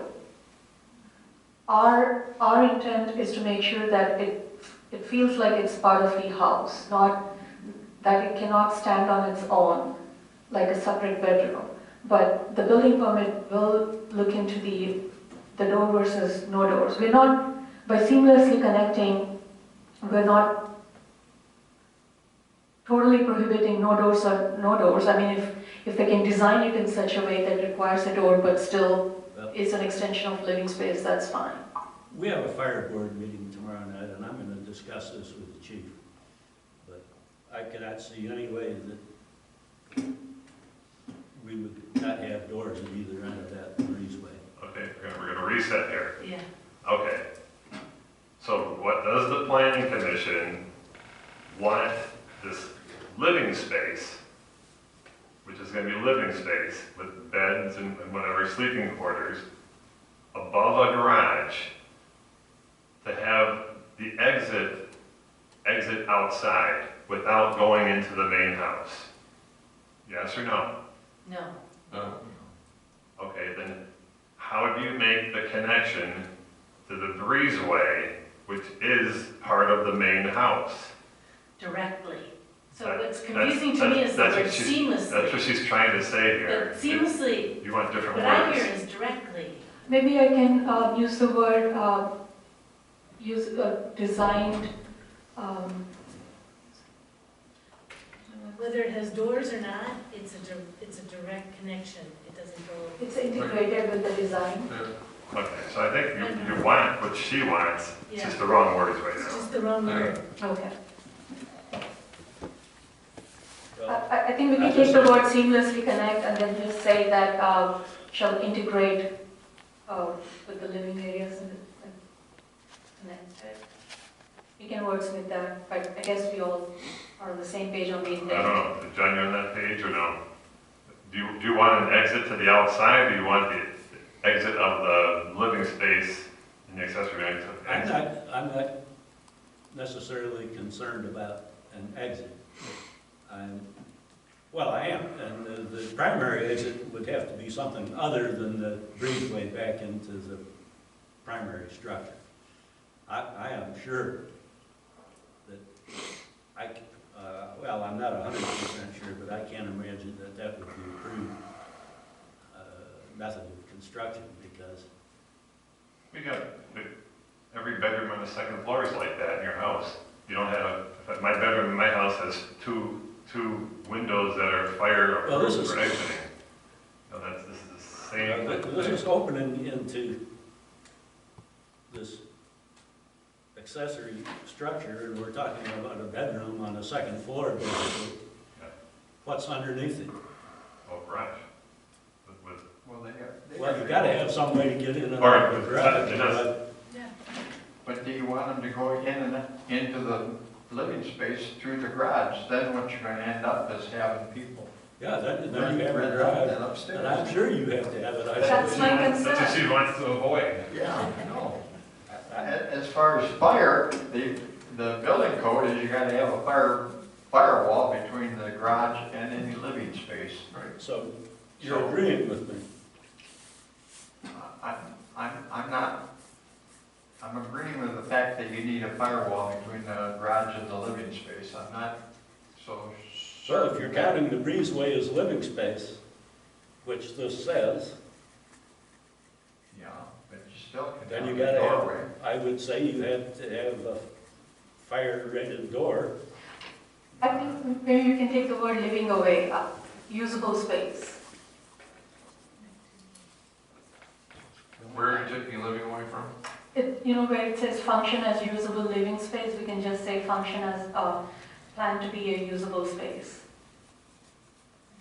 Where exactly? Oh, D, 3D. Oh, D. sorry. Oh, The space within the breezeway shall be planned to function as a usable space and seamlessly connect to the living areas in the dwelling. that's Kay's problem, so maybe directly. So if you don't, we can take the word seamlessly away and then, and directly connect to the living areas in the dwelling unit. And then we're relying on the building code Yeah. to say the firewall, the fire doors, Mhm. external, because that's not something we're gonna regulate. Right. Got it. Are we okay to move on to F? No. Oh, Here's the point I'm gonna make, is we spent 15 minutes trying to figure out this. 3 years from now, who's gonna remember what we wrote here, when we wrote it? So you might want to come up with something cleaner that we understand like that. Because in 3 years, we're not gonna remember why we wrote it that way. Okay. But we're all on the same page now, I think. yeah, Yeah. we have issues. I can, So the committee's gonna look at it and redraft for our next meeting, is that what we're saying, Paul? Yeah, I think so. We'll try to come up with something that is easier to understand and memorable.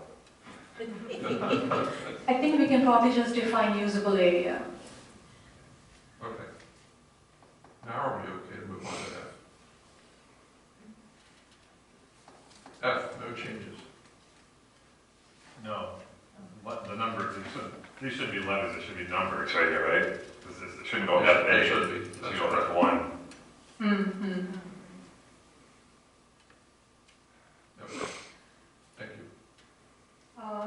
Those are standards that were in previous draft, just put together in one place.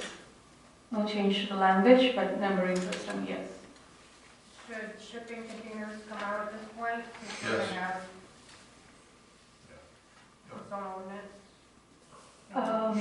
2 or B? If we do its own ordinance, it won't be prohibited anymore. Right, but until then, until we figure out how we're gonna regulate it, this is consistent with what we have in the current ordinance. I think the idea is that if we are allowing shipping containers, then they have to come with a set of standards to regulate it. So when we don't have any standards and then allow them without any of them, by the time we draft the ordinance, we have to allow shipping containers in the meantime. Julie, what do you think that we put shipping containers on the April agenda so we get after it concurrently as much as we can, concurrently with this? Because I didn't remember seeing them in the old ordinance. It says it has to be stick built. Oh, okay. Stick built. Yeah. Okay. I'm fine leaving it in, and then, Take it out when we have the ordinance. yeah. Okay, utility structures, same as before. Generators, after looking at how that can be applied, I added the clarification that with the minimum required setback of 30 feet.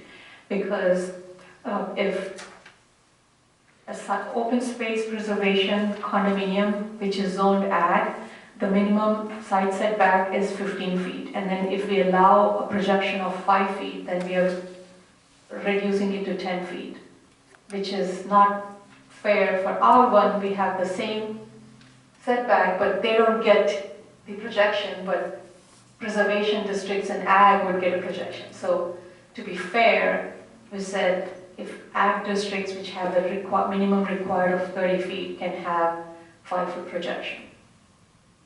That way we still have an effective setback of 25 feet from the generator to the property line, which is more than R1 and open space preservation minimum setbacks. Makes sense to me. Commissioners, any makes sense to you?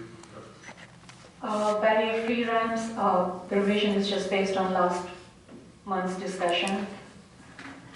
What, I do have a comment there. It says an on-roof barrier-free ramp for residential use. We took it out of the title. Should we take it out of the oh, text? yes, yes, yes. Oh.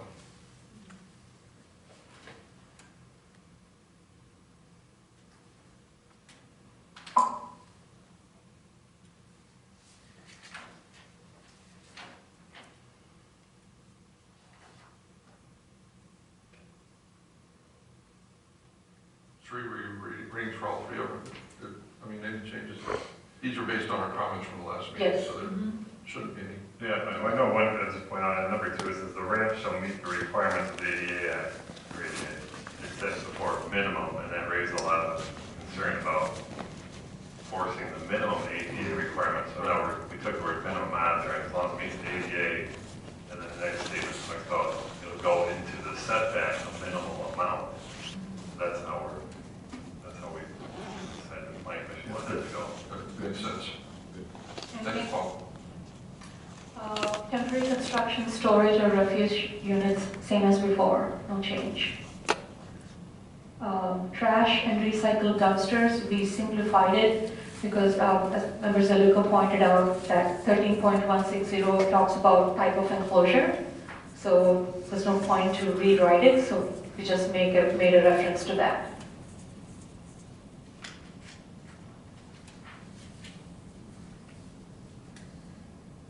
Okay, moving on to the table on page 17, minor changes as noted in blue. I had one comment on L, temporary storage or refuse, and it says yes, see G1. I Yeah. think that's wrong. I think it's I. Yeah. Oh, yeah. I had the same comment, yeah, the reference.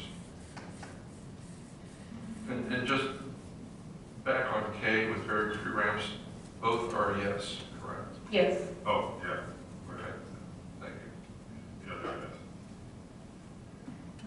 Okay. I do have I hate to go back on something we discussed before, but I'm on A, major accessory structures, and this is greater than 200 feet or taller than 15 feet. You got deer hunting blinds here listed. I say this in the note tree, so if I built a 50 square foot deer blind, had it in a tree 15 feet off the ground, do I need to meet this 15-foot height requirement and get a permit and a setback? I'm serious. And there's a lot of these. You drive around, there's deer blinds all over like that. So I really don't want deer blinds listed in here. But the tree, if somebody came in and complained, hey, my neighbor's got a deer blind right on the property line, which is okay for deer blinds, and it's elevated 15 feet in the air, and it says it can't be any taller than 15 feet, and the deer blind itself is probably 6 feet tall, so now you're at I think I had a different answer last time when this popped up, but then I looked at the definition for structure. It says anything constructed or erected and or placed upon the ground, if that's placed on a tree. okay. Yeah, but there are ones on the ground too. Well, ground ones won't be 15 feet tall. Well, Come to Pennsylvania. We have some I mean, if they put, that are- drive along Interstate 80 through Ohio. Those boys are in the clouds. I mean, if they put a 50 square feet deer blind on top of stilts and the stilts are erected on the ground, then it is a structure. But if it's on top of a tree, well, there's a lot of those, but you just described, there's a lot of those. what? It's built on the ground, on a Then that structure. is a structure taller than 15 feet because it's erected on ground. But you don't want to regulate that. No, you don't, this is an egg, no. What? We should take your blinds out there. We don't want that regulated. No. You don't want that regulated. No. You don't want a room full of people trying to regulate that with their deer blinds come hunting season. So I thought we had discussed deer blinds being pulled out a long time ago. Out of a different section, small ones. Small ones. But this one, it's going to the point of the 15 feet. Well, I know, I understand it's small, I agree, but, I mean, we can, I get it. So we have to probably provide a clear exception given the rural community Webster Township is, because if not, then if going by the definition as written, I have to say it's taller than 15 feet because it's erected on rod, so we may have to call it out because it's very specific to the rural township. I don't know. That if it's on if it's on stilts and taller. Why don't you just drop deer hunting lines, just take it out? If you take it out, then I would have to go with the definition. Yeah, But we have to list a clear exception that this doesn't apply to deer hunting blinds. So by omission doesn't mean we don't regulate it. If it's not listed, then it means whatever comes under the definition. Yeah, that applies to tree houses too, though, because if some parent wants to build a tree structure, and not in a tree, but a structure for their kids to play in that's 15 feet or 15 feet If it's tall. on a tree, it's not a structure. Forget because- that. It's a freestanding structure, because those are around too, and they want their kids, build it for their kids out of treated lumber, whatever they do. I don't think you should be regulating that either. That,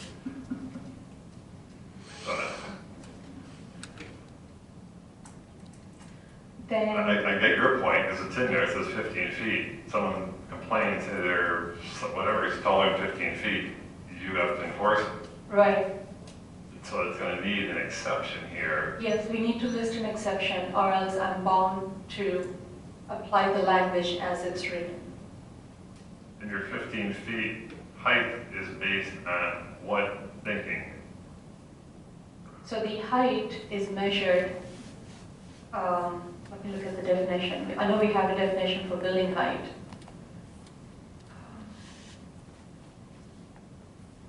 But it's 25 feet for an accessory structure in ag. Right, But you put it here at 15. is measured from the ground. That's how the height's measured, to the top of the structure. to the top of the structure. That's only that high. No, that's not a deer hunting plan. That's not a tree house. I'm saying, I'm not recommending we have to regulate them, but all I'm saying is we either list, like, have language that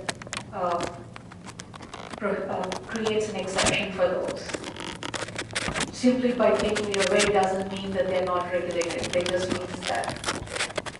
Then we add, do we take it out and put exceptions Yes. similar to Yes, deer hunting blinds or children's playhouses? playhouses or bus shelters, so we need to create an exception and have things in there that allows me not to review it.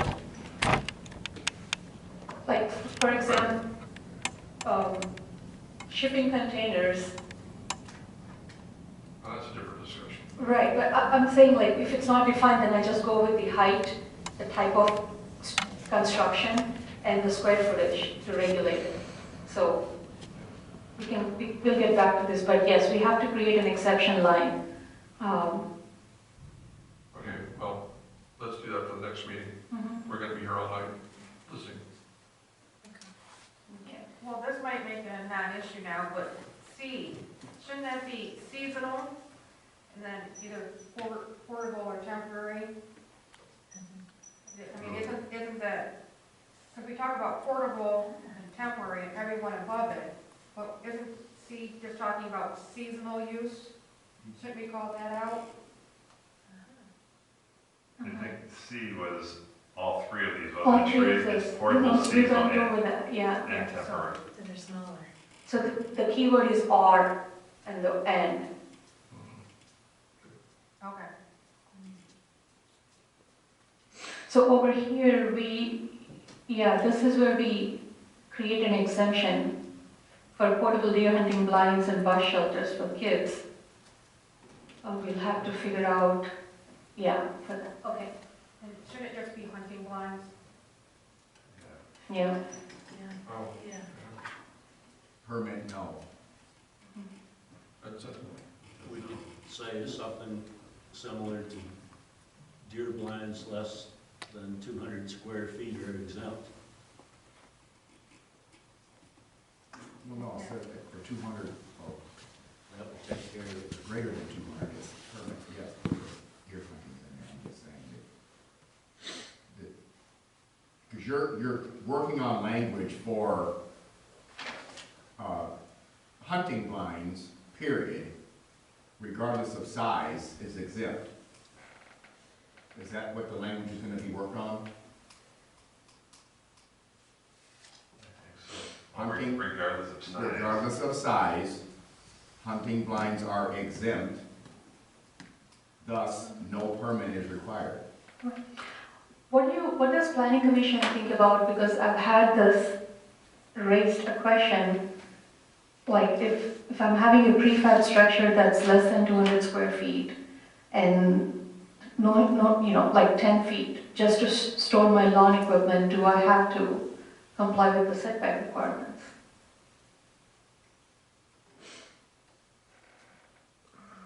It's not in, like, visually small. Do I still have to put it 30 feet away from my yard? It's smaller than 200 square feet. Today they have to, right? Today they have to, based on the current language they have to, but when I said you don't need a permit because it's less than it, but you still have to comply with the standards, I've had some unhappy people, and I wanted to bring it up because we are talking about exceptions. If you want to do that and put it closer than the setback to your neighbor, can you get permission from your neighbor to do that? No, because what if the neighbor changes, then he changes his mind. So I don't think that should be relied on the neighbor, but maybe we say 10 feet from the setback? If it's just for lawn. The rationale is because it's small? It's visually very insignificant. I don't know if everyone would see it that way. Neighbors, that is.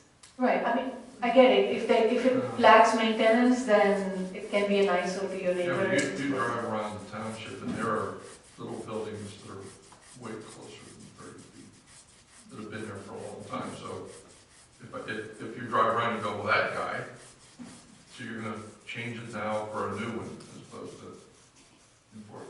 I think 30 feet is too much. I don't know what the happy number is, but I think 30 feet is less than residential. yeah. Right. 20 10 is a very common number in many communities. When they have smaller structures, Right. they'll allow them to come 10 feet to the property line. Does anybody know, Paul, how we got to 30 feet to begin with in ag districts? I think it's a recommendation from ZBA. Rick? Apparently it was a recommendation from ZBA for the 30 feet. Because setback. before 2011, we've had accessory structures at 10 feet from setback, and then primary structures are 30 feet from setback. And then, remember, one of the residents came and he was proposing a text amendment to take it back to that. I understand the 30 feet requirement if you're having a 75-foot barn or a 25-foot structure or 40 feet, but for a smaller, just to keep the lawn mowing, 30 feet might be excessive compared to how it's typically regulated. So what you're looking at a maximum square footage, maximum height, and it can be 10 feet from the setback. Right, like less than 200, like a minor accessory structure, simple. Because we've already defined minor accessory is no greater than 200 square feet, no taller than 15 feet. Those little, prefab, pre-made things we get in Lowe's or... Tough shiz. Well, okay, now, are you now talking about going into a different part of our ordinance? Because does this have to go into every ag, residential, all those districts, or you're going to put it here, it's going to get lost if it sits here by itself, won't it? I think the exception can be here, but it makes sense to add it in all the districts like we did for the environmental standard where we added a reference. But even if we added here that for structures, just like the exception we added for the generators. In this section, we didn't add that everywhere else. So in this section, we can say that for structures less than this, there might be an exception. The zoning, exception for 10 feet. I'm open. If the commissioners want to do that, then I just want to say, when we meet as an accessory structure team, we don't just have pizza and beer or something. We are really considering all these things, Yes. but new things are coming up. Yes. You're probably like, what are these 2, 3 doing? I know this wasn't brought up, but this happened after we met. There was a resident who came, and then when I told them 30 feet for their lawnmower shed, it was like, really? So I remembered, and I feel like that's... Why don't we add it for the next time around, because we could sit here all night long talking about it. And so, commissioners, we agree to look at reduction in the setback For minor accessory structures. for minor accessory structures. Okay, thank you. I think permit requirement for accessory structures, that's just consistent with how I've been administratively allowing exemptions. And then I've added 13.160 to the reference table. 13.80 lot area requirements. We're on the next page, correct? 18, page 18. Yeah. Oh, wait a minute. Did you go past L already? Oh, I thought that was the confusion with the deer hunting blinds, that the table was done. Right. We had 17 yet, or we had 18 now? What page on straight? 18. 18L. L. I do want to talk about this one, because you added this since our meeting. Yes, 18L, okay. And I did send you a note of this, Shreya. Sorry. Commissioners, if you read this, here's my interpretation of this. All temporary permanent accessory structures shall require a zoning compliance permit. So if I'm selling eggs off my porch, I need to come to you for a permit, Sheree, is that correct? If I'm selling pumpkins from my garden, or any vegetable or flower from my garden, I need to come for you, because that's a use beyond my primary use of my property. Oh, okay, you're right. That one was put in there because we were going to talk about seasonal agricultural uses, but then, I'm sorry, let's take that out, because when we come back and amend the accessory uses, that's when we talk about, what requires a permit and what doesn't. So you strike in L? All to that exact point when I was reviewing this. Let's say someone's having a rummage sale. Right. That's not the primary use of the property, that's an accessory use. Yeah, I think yes, let's This- take this that out, because that this- requires, This really gets yes. overreach on this one. Let's take that out, because it's more in context with when we talk about accessory uses, which we're not talking about right now. That's why I took away the seasonal agricultural thing, because that kind of falls under verification. I got a big question mark next to that when I read that too. It was like, wow. So. I mean, I did say an exemption, like, that I, Sure, you'll have hundreds of, if people read the ordinance and follow it, you'll have hundreds of people coming in here for an exemption. And you don't want that. yeah, And you don't want the people that have to do that. Right. right, so that's okay, yeah.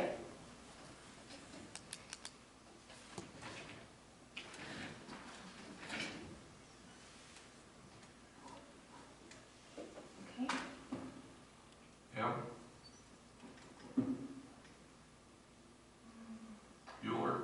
Bueller. M? Yeah. Any? I'm sorry? I was using a reference to a movie when there was silence in the room. Let's just be direct. Bueller. No, Where's no, Bueller? Let's carry on. Okay, any questions, comments on M?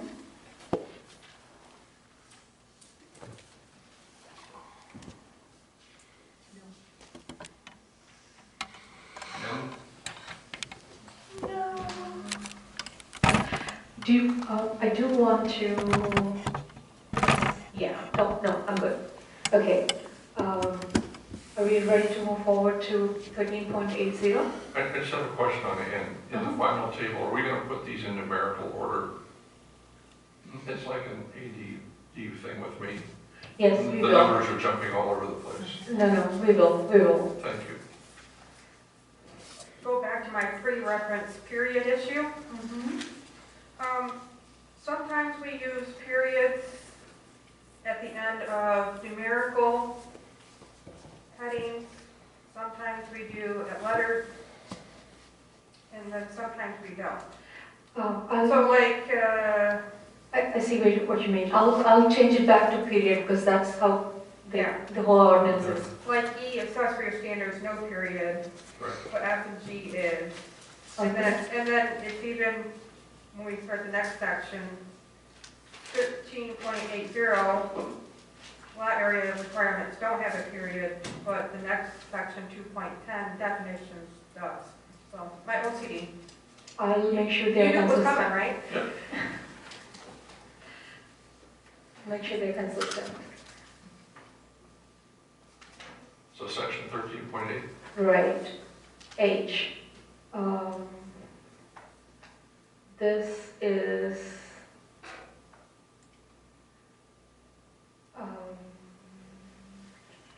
this is just an extension of the dwelling units per lot discussion. I just made the language simpler and then put in a clause for affidavit of non-use.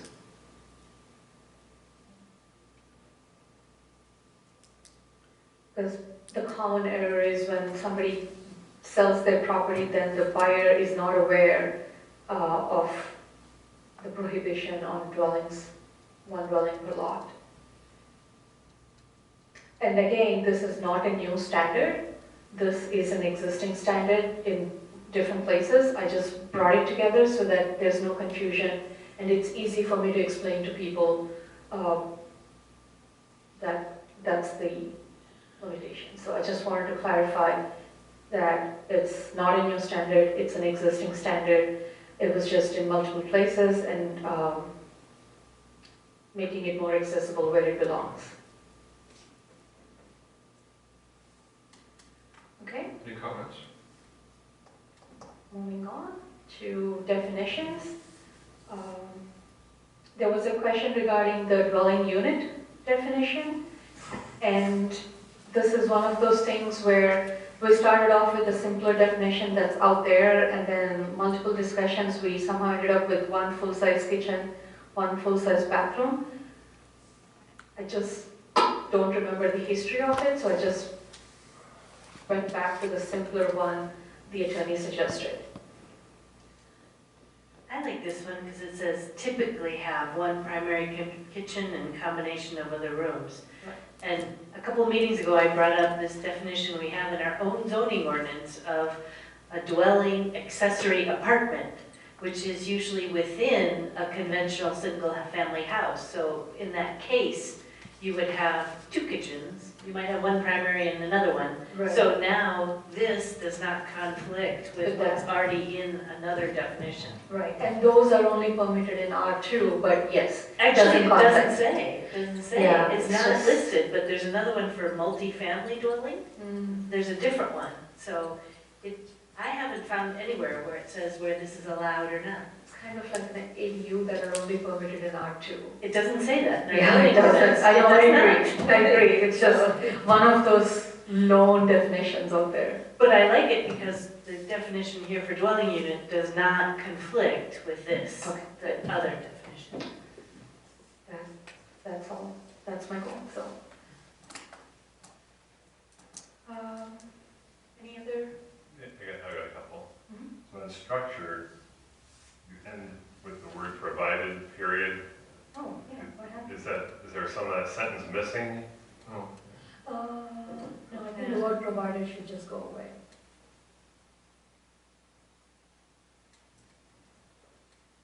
I think there were a lot of examples in the previous definition. I took them all out, so.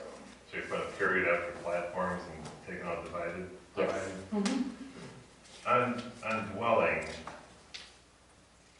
it says any building or part thereof containing sleeping, full kitchen, or full bath facilities intended for residential use. Should that or be an and or not? For which one? Dwelling, any building or part thereof containing sleeping, full kitchen, or full bath facilities. Should the or be an and? Or can I consider a dwelling if I just build a bathroom? That's a dwelling because it falls under or here. It's either sleeping, kitchen, or bathroom, or bath facilities. I do have a little bit of a context and a memo on that one. Maybe we can talk about that in our review meeting. Okay, all right. There was one more. Mhm. Bathroom, you got a room, portable room, or connected set of rooms with a toilet, sink, and bathtub shower, or combination bathtub shower. A bathroom does not necessarily have to have a shower, bathtub. It can be a half bath. So do you want to not call it a bathroom in your definitions? That was just taken from the attorney's recommendation. A room, portion of a room, or connected with a toilet, sink, and a bathtub, or a shower, or a combination bathtub or shower. So, But saying you need all three for a bathroom. You can have a half bath in your house that's simply a sink and a toilet, and it's considered a bathroom. I don't know why, maybe it's meaningless here, but I just bring it up that you're not defining a half bath, you're defining a full bath only. Oh, okay, so maybe we change the term to full bath? That's what it was. What's Right. full It bath? was full bath. Okay. Then I'll change that to full bath. I got one. Hold on, sorry. Or could you just say, leave it as bathroom, room portion thereof, blah, blah, blah, with a toilet, sink, and may have, That would work. and may have bathtub, shower, or combination bathtub, shower. And that would fix it. Is that right? It just- Yeah. It will fix it, but the purpose of including the definition is to define full bath, so I'll just change the term. Because the recommendation was that if you have a full bath, then that's kind of more reference to a dwelling. Oh, I see where you're coming from. Rick, did you say you had something? Yeah, I hate to bring it up, but I will. It says breezeway, roof passage with or without walls connecting two buildings. Does that mean, are we getting back to the thing that says a breezeway with or without walls is connecting the main dwelling with the accessory dwelling? I think if it's not connecting two buildings, then it's more like an elongated porch. We're not trying to use the word connect to define attached or detached. We're just using the word connect to define the breezeway, that it's connecting two things. Okay. And that, you don't think that conflicts with the definition we have earlier? I don't see, Okay. No, because even a detached has a roof with no walls, I so it's still understand. breathable. it still connects, so. No. If I'm a new guy walking into the neighborhood though, and I look at the definition of what my breezeway is, I don't read the other part. Right, No, but what this is one it? doesn't talk about attached or detached. I know that, that's my point, exactly. Oh, Kitchen. The definition used to say full kitchen and the word Change it. full. Yeah, so that way.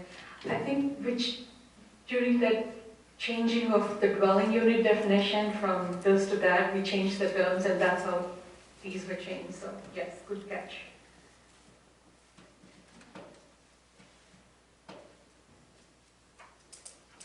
Sheree, I'm gonna go back one page. Part of primary. I'm gonna go back to page 17. This is a nitpicky point. The section is K, and all your items are in letters. They should be in numbers. Section K. Oh, On 17. Oh, yeah. Just to be consistent, so. Good.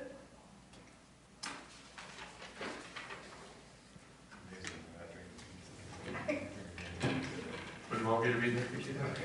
No, I have one on that too, hold on. Because it's probably incorrect, even the way in numbers.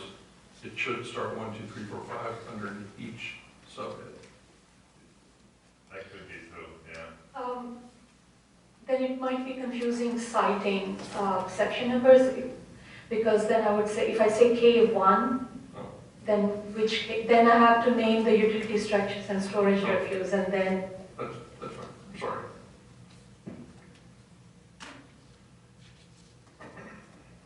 Learning to diagram sentences from 7th grade. okay. With that, I think we're done. So since we're going to bring it back anyways, we'll bring back the cargo container discussion at the next meeting. But do take time and review the example ordinances. And then my memo also talks about how the building department, building permit looks at cargo containers. So I've learned a new thing that they do require a building permit for cargo containers. When I was reviewing those, I noticed you included Hazel Park. I don't know that that's germane to our discussion. City. Yeah, it's a city. Yeah, it's a city. So I, Well, the first two I agree with. Hazel Park, one of them, really, you don't have a problem with one from Arizona? yeah. There's one from Arizona in here. Which one is? The one with the pictures. I think this one color. was, yeah, I didn't do Color. like a surrounding community because it was not a popular one yet. So I was just trying to bring standards. Thank you. So we need a motion, folks. Anybody like to make a motion on what we would like to do with accessory structures? I think on page 11, there's a motion that could be used, right? There is. I just want to make sure so I don't have to write it down. Would anybody like to read that motion? Bueller. Oh, sure. In the matter of text amendment 23, CTA 01, a motion is made to postpone the consideration of the proposed amendment to sections 210, 1315, and 1380 of the Webster Township ordinance. Further discussion is required based on the items summarized by the township planner at tonight's meeting. Second. Second. Roll call. Kay? Aye. John? Aye. Aye. Aye. Aye. Aye. Aye. Motion passed to postpone. Thank you, Commissioners. On to our draft report for the board. I went through this, everything looked to be drafted and changed as we did at our last meeting. Did anybody find anything else that we need to correct or change? I guess the answer is no. I did not. We only picked yours up today. I didn't, that's not true. That's what you told me. That's not what I said. I would like a motion to approve the annual report and forward it to the board for their, what would it be, their April meeting. I move to approve the annual report as written and forward it to the Board of Trustees for their April meeting. Second. Vote. Julie? Aye. Aye. Aye. Aye. Aye. Aye. Thank you, Commissioners. Knock that one out quickly. Discussion items. Sri has some updates on the Lima Township Master Plan update. Yes and no. I'm sure you've probably looked at the master plan. It is somewhat different than what I'm used to seeing in a master plan.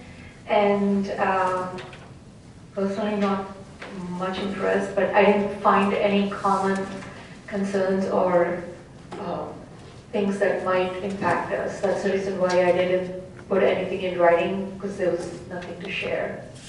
Unless any of the members have something you wanted to share with the community that I may have missed, I'm happy to.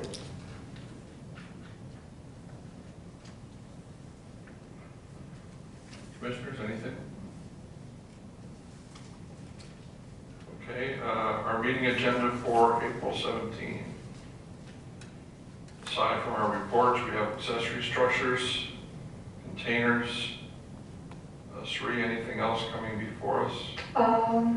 I think I wanted to schedule a subcommittee meeting to talk about keeping of animals. Hold on, Okay. we'll get there. Oh, because we're talking about agenda, I thought. Okay. I'll wait. Not yet. Okay. We'll get there. Any other items aside from animals for the agenda? No. Okay, Seems like that's a lot, containers and it is. accessories.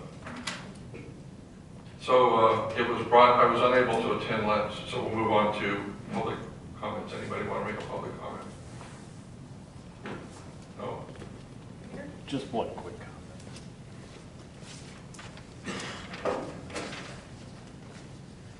Stevens, 7500 Trotters Lane. I did just want to comment to all of the commissioners here, other than John Westman, because he was the one that was standing up for everybody last night.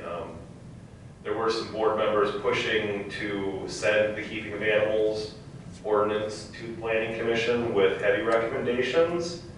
And I just wanted to say thank you, Mr. Westman, for sticking up for the Planning Commission, suggesting that that would be overreach by the board and taking over your responsibilities, but also in championing bringing this to the Planning Commission for consideration again. Thank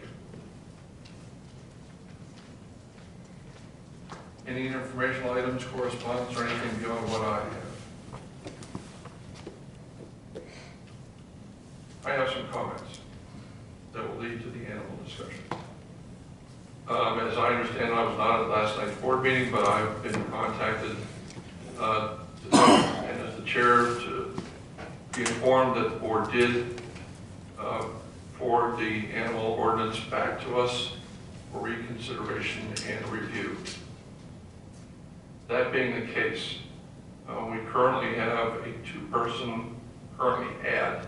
We do not have one because it was disbanded after it was sent to the board with the understanding that the board would move on it. We do not have a subcommittee. That previous subcommittee was George and me. It's been recommended and let me back up. And according to the MTA, as the chair, I am allowed to form a subcommittee. I'm sorry, review team. Review team? Review team. Subcommittee, review team. Good, thank you. That being the case, I have been approached by one planning commission and board member and two other citizens who would like to be part of a reformed committee or review committee team to redraft the animal ordinance. And that committee person who contacted me was John Westman. I've also been contacted both directly and indirectly by Mr. Schloss, who was here earlier, and Andrea, both of whom provided drafts to the board and to the planning commission members. That three-person team I am adding myself to since I am the chair and have background on this, having worked with it before. That being said, I do want to keep this to a small working group rather than a cast of thousands. So if nobody objects, I think we have a way to get that. We have the drafts back, we have the pieces back. So does that mean Mr. Goodman is also continuing on the review team, or is it now have a different? Well, it got Okay. disbanded. So Okay, George that's Goodman, been, who's on the not team now? well, the four people who've come forward are John, Andrea. George, do you want to continue on? So 5. I will be gone next week. I would like all of you, and I'll call Andrea and Pat, the first week of April. I'd like to move this forward as fast as we can. And I don't think it's impossible to do that.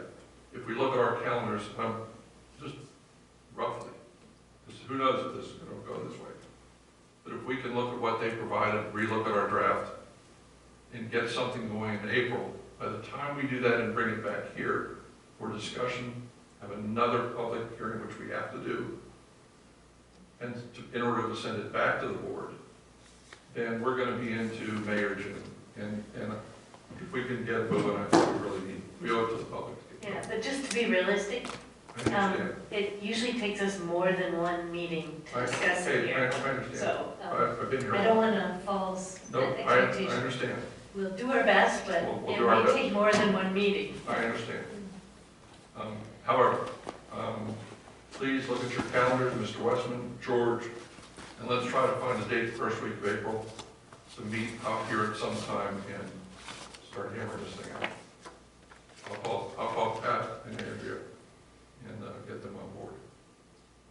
Does that make sense to all of you? Yeah, it's kind of, so in the 90s, this is one of the things I brought up in that meeting weeks ago.